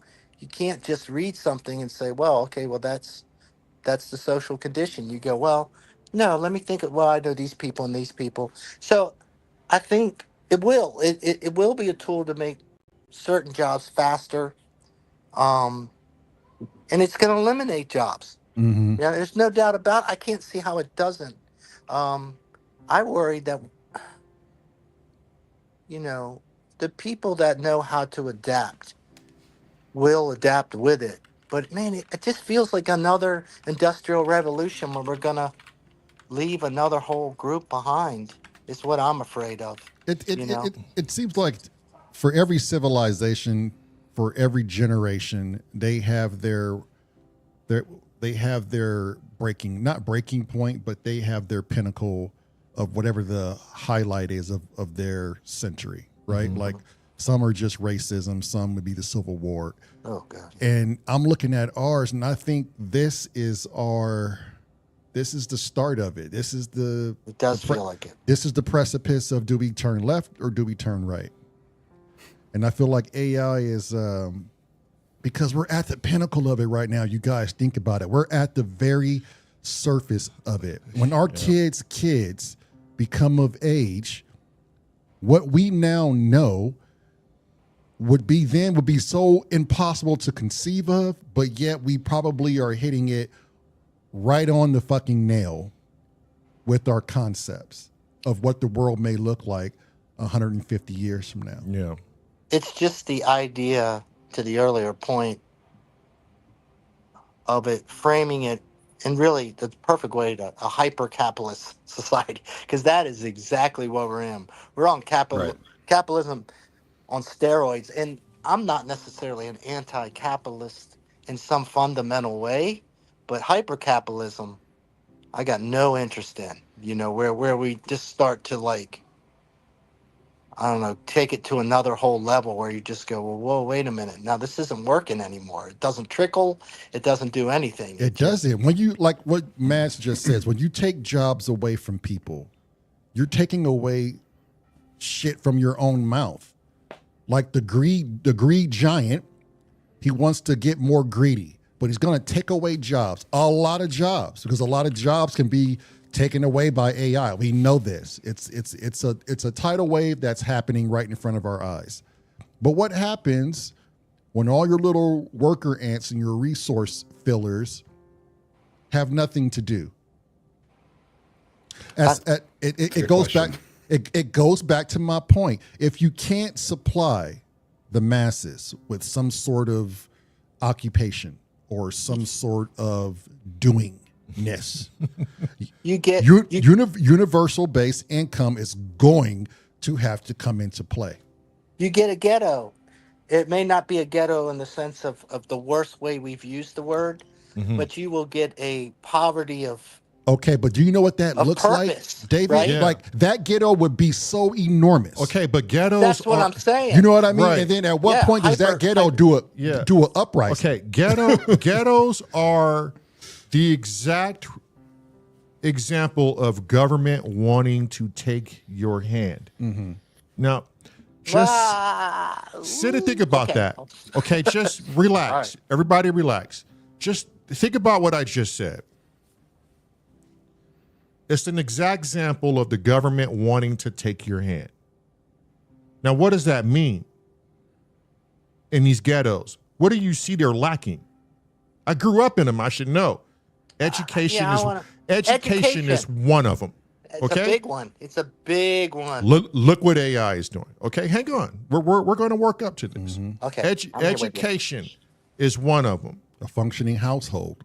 A functioning household is another. Like the government is trying to set an example. EBT cards, food stamps. These are all government Provided assistance. amenities. Yep. Okay? Certain liquor stores that have business and certain licensings for certain alcoholic beverages, they wouldn't serve in any other fucking store other than low income. What does that do? They consume it, they purchase it, it's cheap. That's another depressive. So we're taking the education away. We're not teaching family standards. Yeah. We're serving drugs that help keep you in a depressive state. Not only that, then the CIA goes, because they're a government entity, let's now deliver fucking LSD and crack into the situation. People have no drive. There's a lack of drive. There's a heavy addiction. The kids see what the parents are doing and they follow in return. Not Right? all, but it's easy. Yeah, not- so I get your core. So this is a correlation. So you're saying that once you take away, and I think this is what AI is going to do. I'm not buying the government stuff as much, but that's a different discussion. Once you take away the belief that there's a future for you, That's all you have to do. That's all you have to do. to destroy a social network. A social right? anything, Dave. Like Okay, if the fair if the enough. if the government is this is what the government wants to do now. It want like Okay, Lamar fair just enough. said. Okay. EBT, right? Or not EBT, but Is it the government or is it? Welfare. is no, it no, no. people- No, global. Okay, Oh, I'll shut up. I'm gonna get there, Dave. Hang on. UBI. UBI. Universal right? base income. Now, it would behoove the government to do this. You can't argue the fact that if they could pull this off, they would literally be in control. It would be pretty close to a communist fucking state here. It would be pretty close for them to say, Lamont Dixon, you have an ID card that has a star on it. You're going to be paid this amount of money.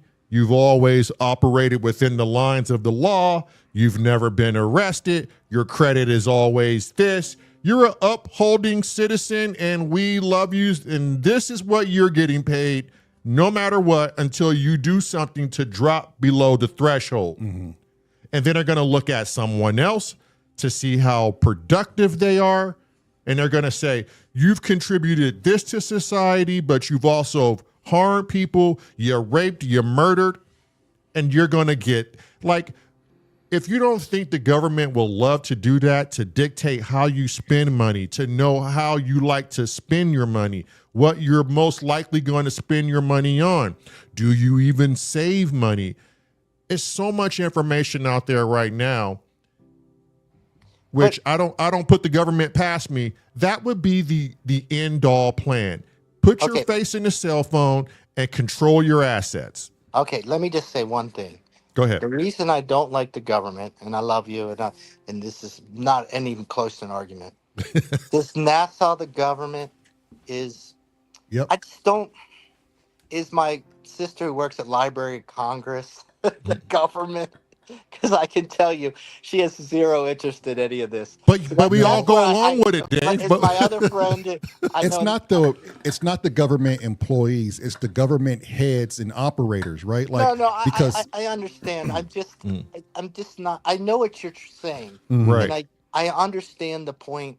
Again, I am a strong believer in um, needing to kind of the strive, right, and the Yeah. confidence and the self confidence, and we need a certain level of tension, right, to exist, right. Our music has tension, right, Mhm. tension release, whatever.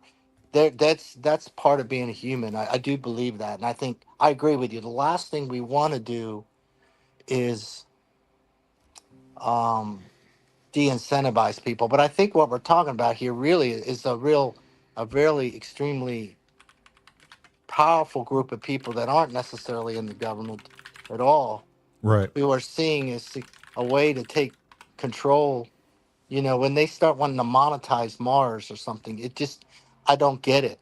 I Right. just, You when know they're what? taking trips, I'm thinking to myself, like, um, these people are not at all thinking about, they're supposed to be these brilliant minds. And when I listen to them, they have no conception on building something for everyone other than Right. selling you some shit It's not like what the they Right. want to fucking do. glasses, Right. right? They don't want Fucking, us. They don't want to build it's, for everyone. I don't think they're not the right people for the No. job at all, Mm-mm. because they don't.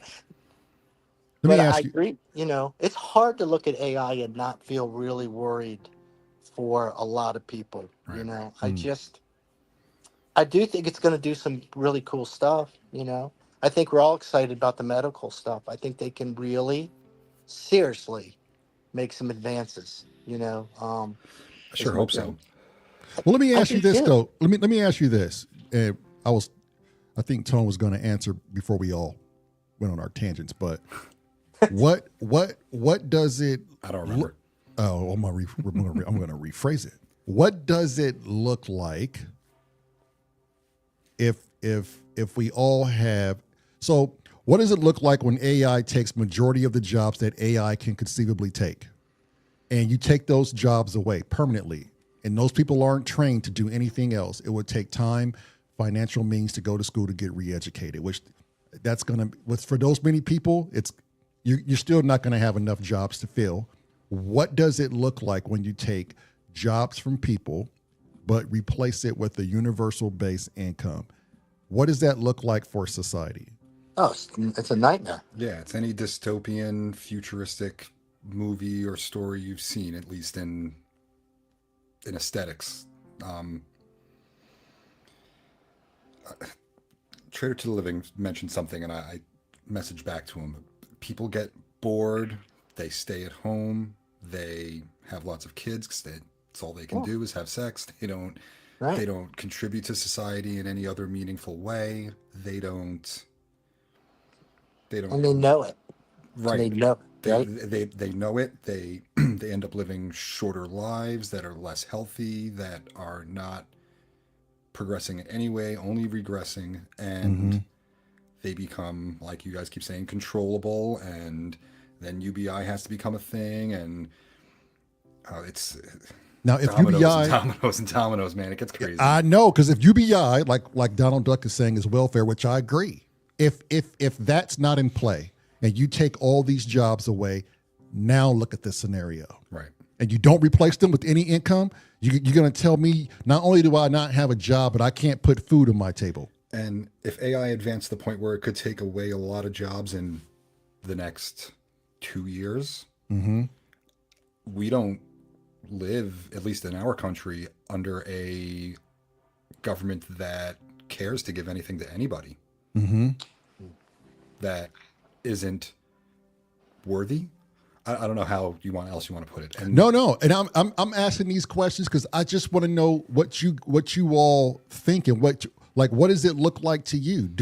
So if you take away all those jobs and you don't replace it with some sort of assistance, which welfare is out there, and you can't replace all the, like, how are you going to retrain all these people? Are they going to go to school and find lesser jobs? And when those jobs become something that you have to fight for and you can't get that, and you're not in this political climate, not in this. And that's economy. what I'm saying. And how many tradesman jobs are going to be out before that gets flooded? Like, you know, like, so what happens to these people? See, here's the thing that I strongly believe, okay?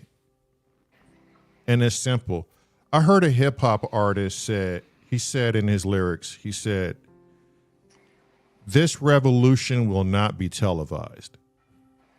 And when I sat and thought about what he meant, I then came up with my own understanding as to what he could have meant.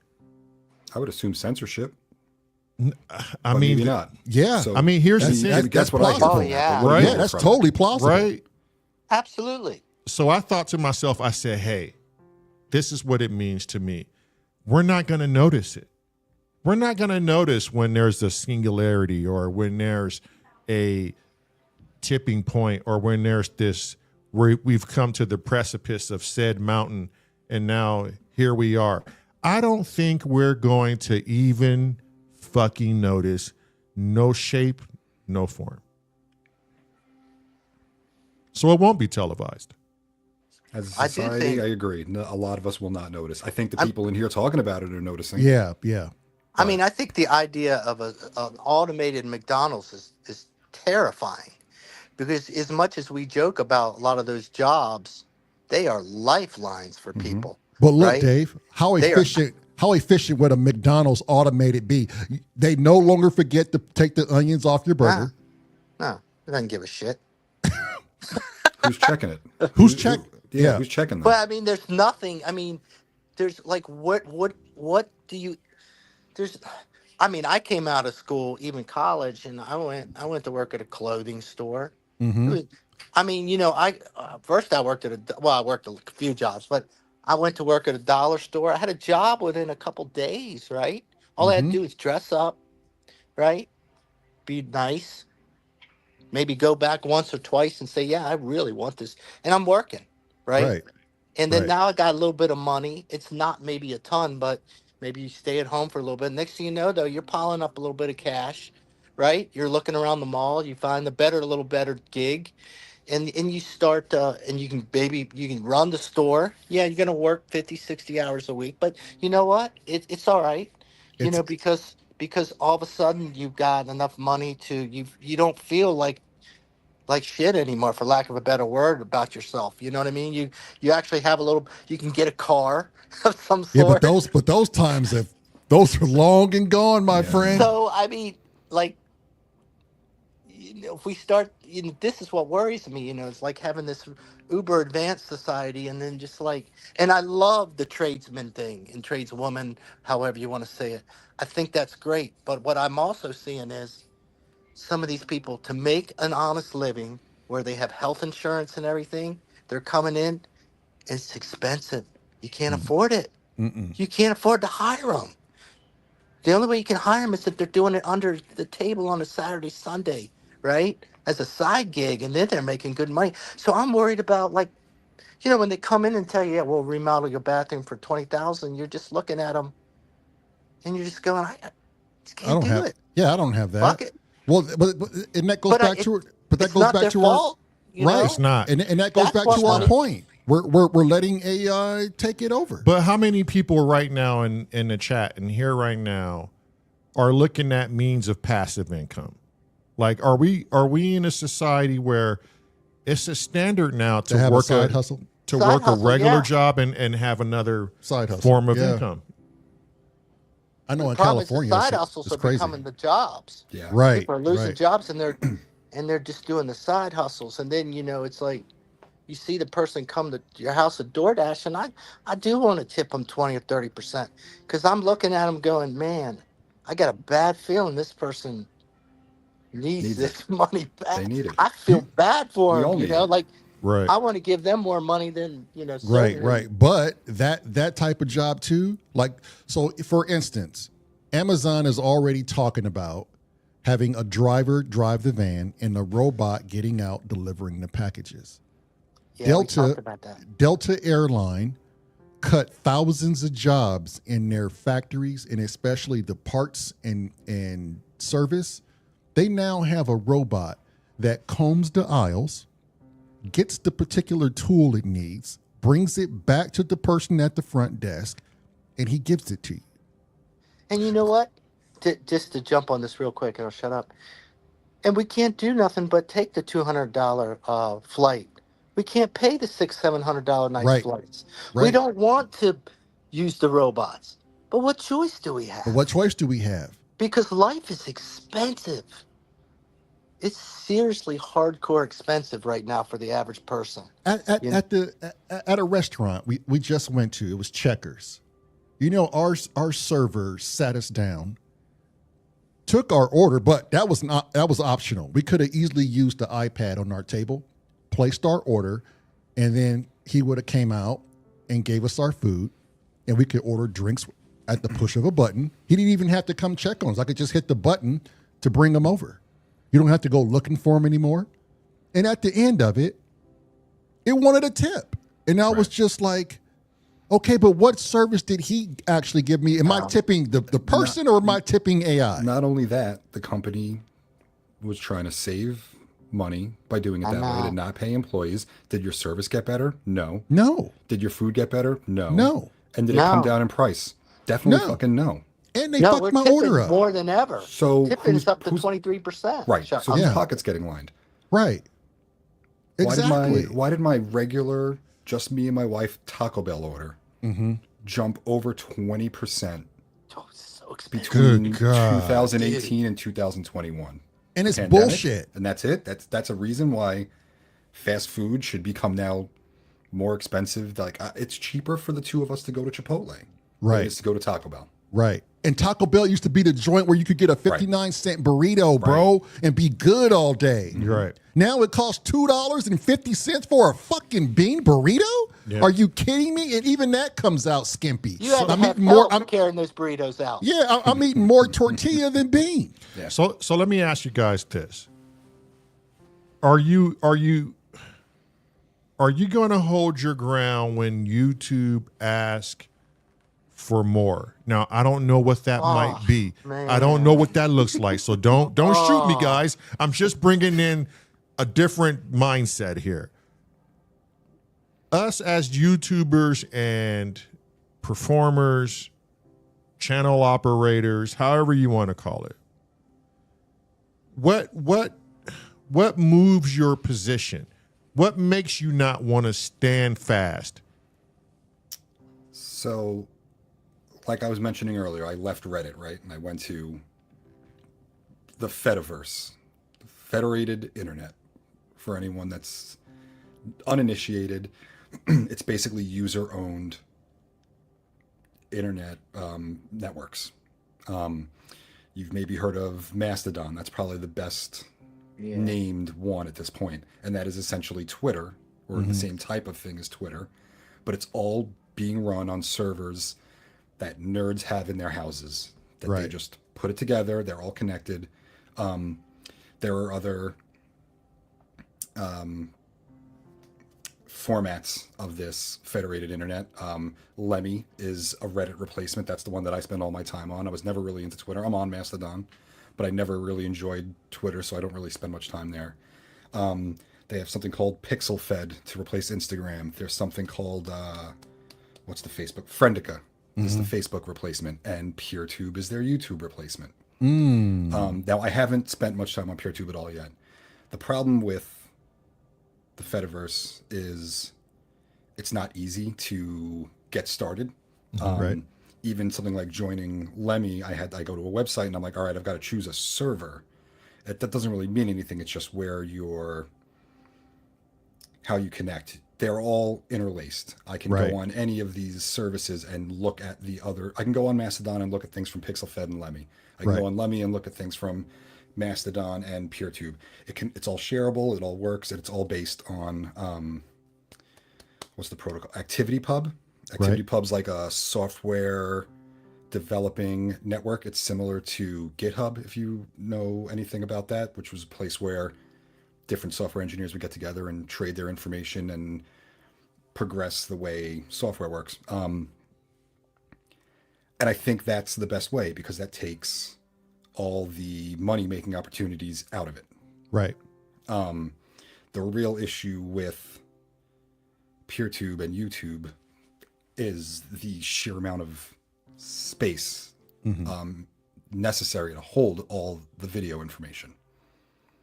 So Google has that capacity to hold all this Right. data. Yes. Versus PeerTube, it based like you have your own server to keep your own per se. Memory. More like you have your own server as big as it is that Right. all the users that post on your server have. Right. So it's a shared. Yeah, I get what Yeah. you're saying. It's a shared. It's a space. shared network, Right. but it's also It makes it hard to get in and out. It's not the Hard click easy, of you're a. not It's wrong, not. bro. Yeah, it's not the click of a button. Right. You know. right. YouTube makes it accessible and user friendly. Okay, but when do we, as content creators, where do we draw the line? How far can we be pushed before we Really go? fucking far. Before we go, fuck Obviously, YouTube. I hate to say it, really Yeah. fucking far. yeah, Most of really them far. Really far, yeah. Every Okay. time I'll just tell you, every time I've had to move, like I left Twitter, every time I've, and I don't know, at this point I'm going, what did I prove? Like I lost a lot of friends. Personally, I feel like every time I've had to move, it's like I got to start all fucking over again, trying to rebuild everything. And, later, some point you see certain people and you kind of blue skies like that. It kind of, it's back.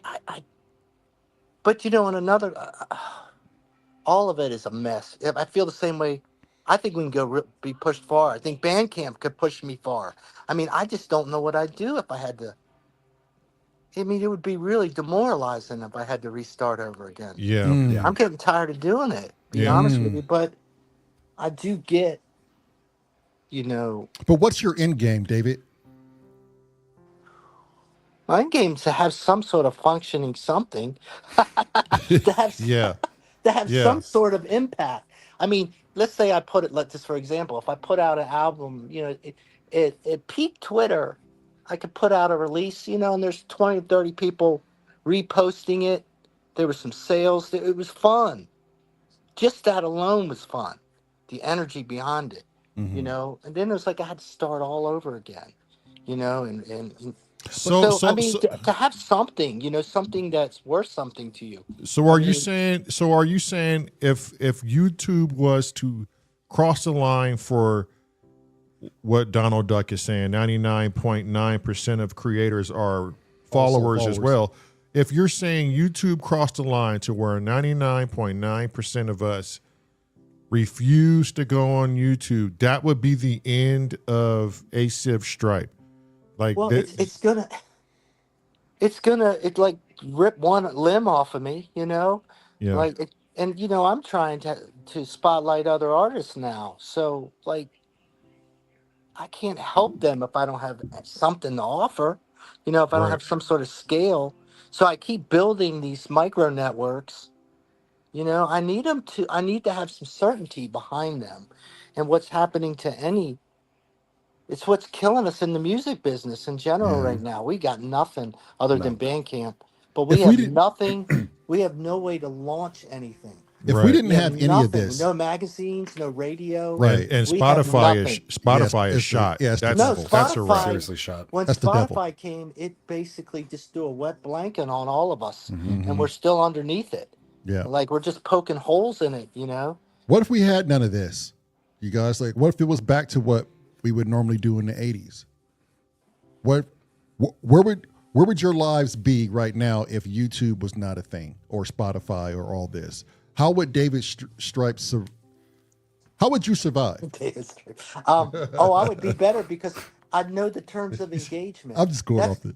Part of the problem now is I don't know what the terms of engagement anymore because there's people like Spotify out there. No, and take board- that. Take all that away. I'm talking about Okay. if we didn't have any of all Okay, this I would shit. do better. I How would do you? much- How would you maintain yourself to get your word out? How would you survive? I would have done it like we did in the past, which was we networked, right? But the networks were clubs. You know what I mean? You wake up on a Saturday morning, you knew that the guy that booked was Right. at this coffee shop, that he Right. worked behind the counter. You Right. went to that fucking coffee shop, you bought some coffee from him. I'm Dave. Hey man, you built it, but you understood, other than the clubs always fucking closing on you. You generally knew the terms, right? You knew the radios you had to get to. There was stability in it. Okay. Now I will say one last thing about it. The Uh-huh. ceiling was higher, Yeah. but I'm not saying the ceiling was up, Universal Records, but where we are now, we have this exposure, and I love this, right? I love having this. But from a label perspective, I would take the old way any day, and Right. and bet I could scrap my way to a better. And you could have, Yeah, and many did. I grew up in yeah, that same world. yeah, Selling CDs out of the trailer behind the van, Yeah. going venue to venue, city to Yeah. city. Hoping. I mean, when I was playing music, we still had SoundScan. SoundScan was a thing where you had a sheet of paper, and you filled out every day how many CDs you sold at each show, and then you faxed it to a company that kept track of that data to report to your record label and to report to services where talent buyers could say, oh, we want to bring that band to our city. Look how they sold 50 records at a 100 cap room in Peoria, Illinois. Maybe we should bring them to Chicago. And that's how it worked. And it worked. Let me ask you this, Tone. Can we go back to it? Can I get David out of this bullshit and have him go back? Without all this other stuff, yeah. Yeah. I used to sell but the money- mixtapes, but now I'm an MC. Yeah. Remember that shit? The money's being made by everyone but the artists now. And now it's just this beautiful altruistic love fest between the artists. You know what I mean? Where we're just helping each other, and it is awesome. yes, But right. there's That's something one good really thing about it. fucking- We're together again. Right. But it's something really fucking sad when someone starts to struggle financially, or something's really going down for them. Then it's not funny anymore. Then it sucks really bad, Right. Yeah. because it's like going again. It's like having the contractor come to your house and like, I fucking can't help you. And I Like- think that's where creators are right now. That this is why they're feeling threatened by YouTube, because for a lot of these creators, it's a way of life, and they have these hopes and dreams of making it, an actual business, a job, to pay the bills. And when you're cutting the rug from under people due to greed, or how they say it, they're only supporting the bigger channels. They don't worry about the little guy, because why? He hasn't perceivably made it. But this is what happens when you have a platform that cannot keep the weight and balances. And I think this is a primary example of what that looks like. It's the same thing that happened when the TikTok ban 2 years ago, whenever it was first started being talked about. People were like, well, what are these people who are making money off of TikTok going to do? They should be diversifying. Now, you have a show you're on every day here. If YouTube went away, and now you're not making money off, you're not monetized, right? Still not monetized, guys? No, we're Yeah, monetized. You are, we okay. Yeah. So let's say you were making enough money to have this show be your nest egg. What happens if it goes away? Right. And there are people talking about this on YouTube. There are guys like, oh God, who made John Makes Beats, John Wayne, the hip hop producer. He has a second channel that he just talks, and he talked about that specifically. He's like, what do you got to do? You got to take a high discovery format like YouTube or Instagram or TikTok and bring those users elsewhere. You got to get them out. Right. Right. Absolutely. And if you can't do that, when the proverbial shit eventually hits a proverbial fan, you've got nothing. And, Right. And that's what makes stuff like Discord really important, right? Is Sure. that there's these are like hubs, right? Discords, email lists, all that. Yeah. Yeah. You know what's funny is about 2 years ago, exact, the wife said, we're no longer going to be purchasing live TV because she has that account in mind right? I got rid of it over a decade ago, man, and I have Right. not missed it. Right. So she got rid of it. She was telling me how much we were spending on it. And I'm going to tell you, I had this weird addiction for it. Right. And she goes, and I've been watching your habits too. You have not been watching anything on live TV for a few years now. I haven't either. But I still fought her just because there was that. But what about the basketball games? And what about the football games? I can tell you how to find those without paying if you really want. Okay, cool. Because I do miss them. All right. I haven't Nice. watched. Yeah. Well, Tom, haven't- thank you, sir. I haven't watched a football game or a basketball game. I or know I'm the same a way. hockey game I in do, quite some time. I do have NBA League, but I'll be there in a sec. But I was gonna say, it's the same for me, man. I miss it, but I had to let it go. Right. And I was happy letting it go.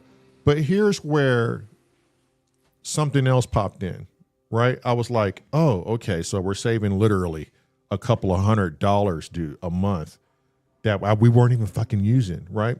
So next thing I know, she's taking us off of a lot of things. And she was like, yo, we got like $500 all of a sudden extra a month, right? And I go, Marilyn, okay. Marilyn, help me out, girl. I need that. Right? So look, we are bare minimum for a lot of things in the house. And I see why she's doing it. And I know why we have some extra money now, because it takes sacrifice and we have to conquer the drugs. But here's what I noticed the most. And I keep saying it, and I hope it doesn't hurt people's feelings when I say this, is if you are a content creator who's creating music and you're on Bandcamp, Spotify, and God knows whatever else, and you're trying to sell music and that product on that digital platform, I'll never purchase anything from it. Right. From you there. Yeah. But the moment you release a cassette tape, A tangible item. a CD player, or A LP. a LP, I will be more than happy to spend my money there, because now I know what the wife has been telling me this whole time. We've been spending our money on things and not getting anything in return but bullshit. Oh, it's true. It's so That's true. the only thing we got. The only thing we got in return was fucking negative media and bullshit. Drugs being sold to you 24/7. And you know the fucked up part is, once you stop your YouTube music subscription, right, you lose all of it. Despite how much you paid into it, they're not going to send you a fucking CD saying, "Oh, well, you spent this amount of money to purchase these tracks that you." That's out the window. That's the problem. And so now it's like you either have the nostalgia throwback of a CD, tape player, or LP, so you can retain your fucking music, or you spend your lifelong money in the digital world where it's never really owned. It's just borrowed. You're paying to borrow music. Look at that. That's exactly what I'm talking about, Tone. Like, This is my old hardcore band. Like this came out last year. Yeah. yeah, This cassette came out last year. It was a 20-year anniversary of a record we put out on CD in 2004, and people are buying this. People waited waited online on the internet to buy both of these things. This record we printed 100 of. We printed 100 of them. yeah. 7 out of 100 I got. It's cool. They sold out in like an hour and a half. No one that's had what I'm listened to my talking band about. in 16, 17 years. No one cared. Nostalgia, though. Right. And that's what I'm talking about with nostalgia. And to be able to hold something of great. something that you love, it's more than just playing the music. It's that It's you have yours. it. It's yours. Yes. Yeah. Yeah. I don't think I'll ever fall into that trap again. Okay. That's not to say if people like Scotty Sounds or James Dyson or whoever is writing patches nowadays, right? It's not to say I wouldn't purchase Yeah, I like one the of patches. one of their patch sets for my synth, right? That's a no-brainer because that's an in-house sound, and you're going to create with it. Right. Right.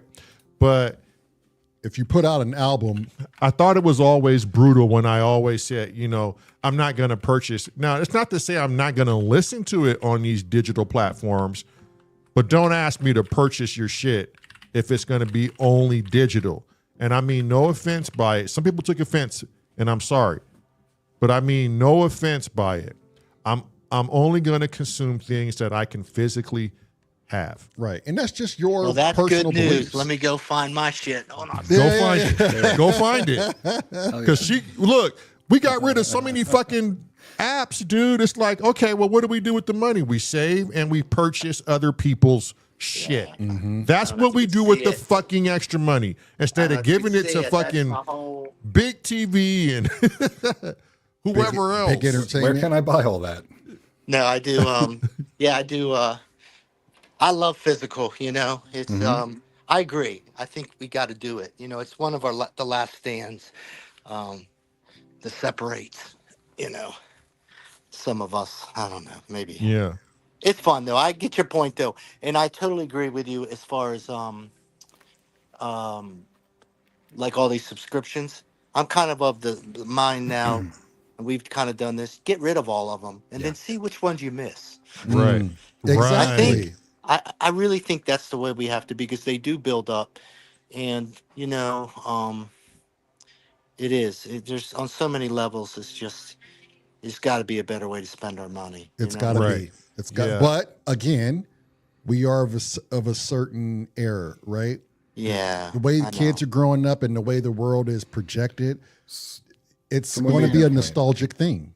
Who was it?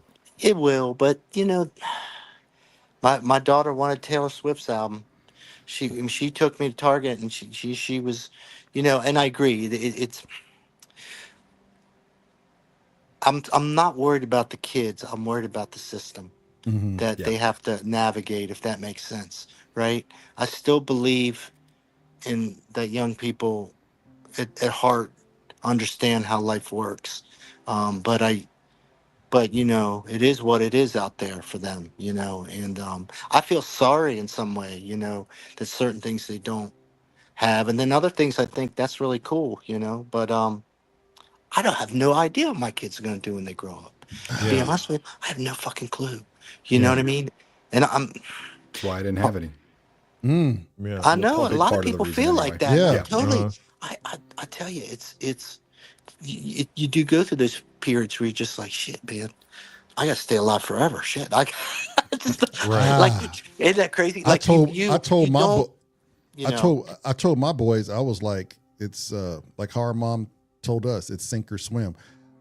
I got you this far. When they hit 18, I did my job. I can't protect you from life.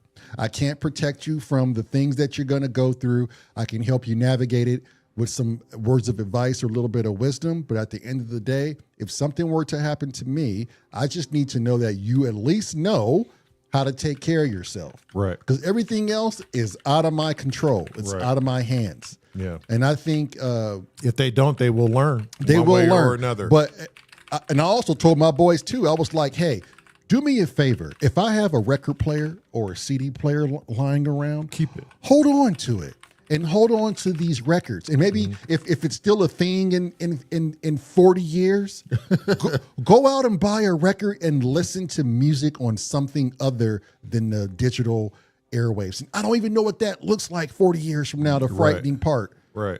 Like, but keep this record player, keep this vinyl. It's hard for people to imagine that now that know what those things are. I can't tell you how many of my friends are like, well, can I listen to you here? I'm like, no. They're like, I'm like, well, where can I find you? I'm like, well, I can give you, if you gave someone, Lamont, you mentioned too, if you're not going to buy digital media, that's fine. But if I sent you a bunch of, and maybe you're not actually a bad example because you're a musician and you're in the technology, but people that aren't, if you sent them MP3s of your band, right now, MP3s, which are not a old technology or anything, would they know how to listen to it? Probably not. No. Could they put it on in their car? Well, they have to put it on their phone because there's no CD player in their in their car anymore. And that's Do not they the know way how to to put listen. it on their phone? Most people don't. But like to the album point, like if you if someone came and said, and assuming I had the space, I got this old crank fucking, you remember those old record players with like they had a horn or something on them. Uh-huh. You see the pictures. I think RCA. One of them had it Right, on it. yeah. Like you probably know where I'm going with this. Like I would love to have it. Like if I would get rid of a lot of this shit if I could. Like some of the sofas and some of this furniture, and I would just have some of that cool old vintage stuff. So I'm hoping the kids still will have the curiosity. I think vinyl is just magical, and I think there's something about it, the needle, and that's really cool. It's Do you know how cool it was for me to get this in the mail? That Yeah. even We didn't looks have it cool. when we came out, and like I know it's really cool. It it's is. I've done it. numbered, and it says 20th anniversary. Like I know. I It's was cool. flying high for a week. I've never put it on. I'm probably never gonna put a needle to it. I don't want it. Right. I mean, you were there for it. I mean, it's your creation. Right. I was there. Yeah. And that's what I wanted to do with the label was I wanted to be the guy who finds an artist and says and I've done it a little bit with CDs and said I'm going to put this out in CD. I'm going to make something and I'm going to send it to you, right? I want your stuff. I want you to have something. I want you to feel what it feels like, right? To do this, right?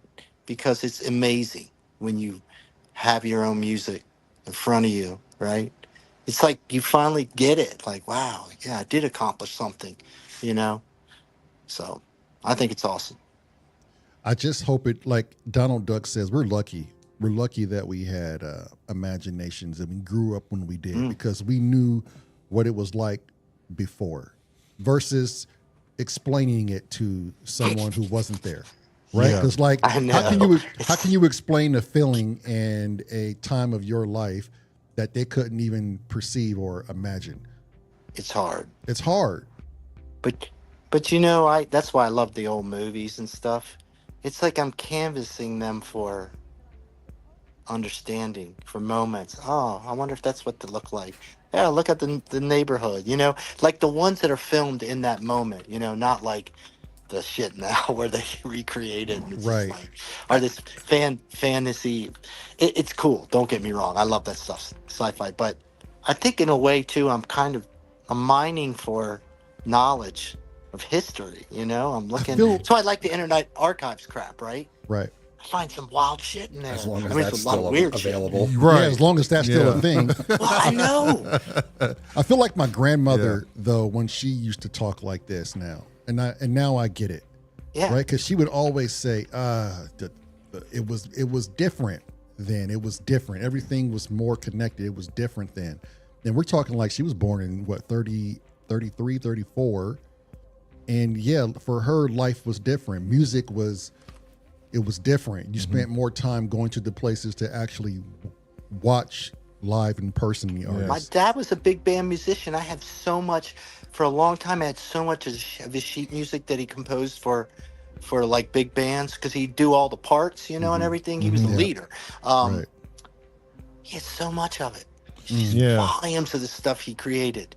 And I just try to wrap my head around him doing this. Like where and just all the detail, and I did. I wondered, did I skip some steps? And now I think, hell, whatever I skipped is nothing.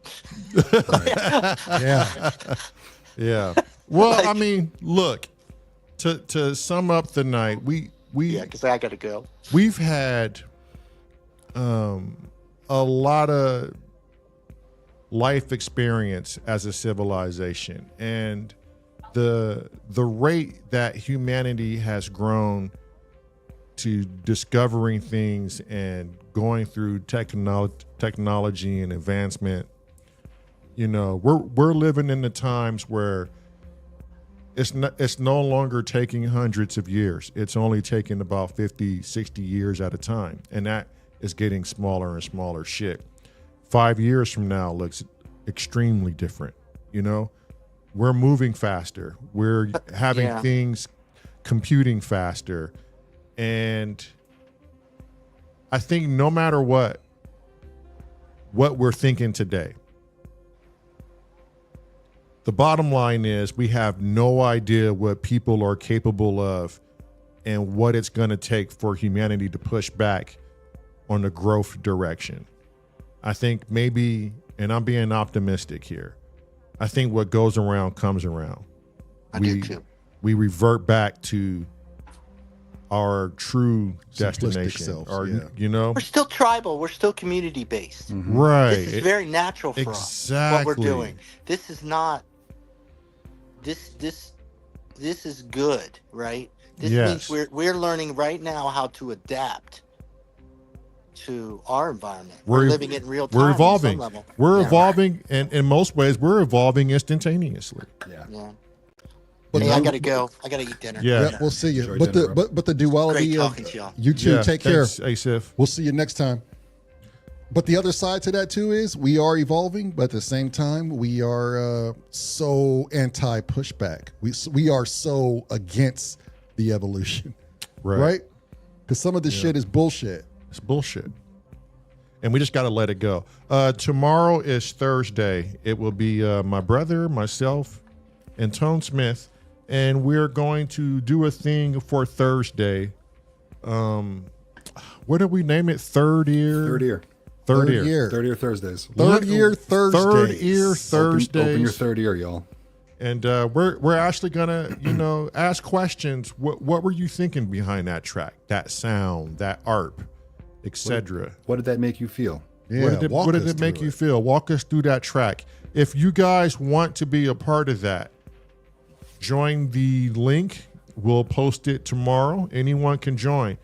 And if you do want to be a part of it, go in Discord and submit a song so we know what to listen to, so we can ask you questions based off of that track. I think it's a brilliant idea. I'm wondering if Tone is going to create a channel and take it further. Maybe we're gearing him up to do that. Maybe Who we knows? are. Or maybe not. I don't know. But I don't know where I want to go with the channel yet. I want to go somewhere. See, this is learn and grow, you know? So if you guys are interested in submitting one of your tracks, put it in Discord or let us know in the community section or the comment section. And you want it heavily listened to. Like if you want it really listened to. I like to think deeply about what I'm listening to sometimes. Exactly. Especially when it's people I associate with. Exactly. Some of my favorite bands, even now, are bands where people in them were friends, whether they were friends beforehand or I met them through music. And anyone that has done that with other musicians, it's a different feeling and it's a different experience and it's fun and I love it and I'd love to share it. Mm-hmm. I think we all can agree with that. Let's see, Trader to the Living, stand by. We're going to put the Discord link up, and essentially it's just Marilyn's email.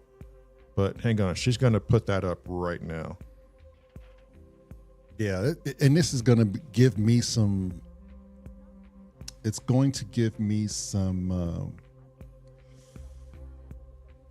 I don't want to say a conclusion to my own narrative, but it'll at least give me an ideal Perspective of how far off I was and what was the actual intent behind it. Speaking of that, after we talked about it, whenever I was on with you guys last time, and I went back and listened to a bunch of stuff you had posted on the channel, not lives, just videos of songs. A lot of your old stuff, I'm guessing you did on hardware jams. Mm-hmm. And we were talking earlier, I can hear how far you guys have come, but at the same time, it wasn't that Drastic. off. Yeah. I mean, you did a Halloween jam that is like kind of campy as it was because of what it was. I thought it was super cool. We didn't know about stereo at the time. We were babies, bro. Nothing. We were babies. It didn't Scotty Sounds came in and was really like Scotty Sounds and Cresthead when we were doing Ableton a lot, and those guys came in and was just like, okay, now this is stereo panning. Like just the shit you learn from the community and the people know where you are as a musician. All they do is help us. And it takes all your fear, like what I was saying in the beginning of this podcast, it takes all your fears away. And for me, for my own right, like I don't have to live in that shit anymore. because it just causes doubt when you're playing, and then you get out of the mood, you get out of the vibe. If you just store it all away and just not give a fuck anymore and just be in the moment and do your best at what you can do with that, I think a lot of people would surprise themselves and enjoy their music that much more without all the fucking stigma. Yeah. There's the email for those of you who want to get into Discord. Just email that, Marilyn@symptomsofreality.com. You'll hop into Discord. Again, tomorrow we're starting the 3rd year project. Ooh, I like that, 3rd year project. We'll start with Tone Smith, and he's going to pick a track from us, and we're just going to have questions as to what was our thought process on it. And, who knows what leads from there. But thank you guys for showing up. Tone and Roy Droid, we can talk in Discord and figure out what time works best for us tomorrow. Sure. And we'll post that as early as we can. Have that chat. Thank you again to the guys that came in late. Mixmaster, Banana Rider. I didn't really notice when you came in. Yep. Groove Chemist. Thank you guys for the support. And we shall see you guys tomorrow. Appreciate y'all. And we'll Appreciate you, Sir Tone. Hey, no problem. Happy to be here. We'll play at least there's the mind. And He was creeping the whole the time. mind. We'll play three. He's got a Clippy logo. Look at him. He's got a yeah, clip. Look at him. That little Clippy. Power to the Clippies. We're gonna strike it. Let's strike it. No, but thank you guys for showing up. We'll play about 3 minutes of this track that we're working on. Love, bye. Peace. I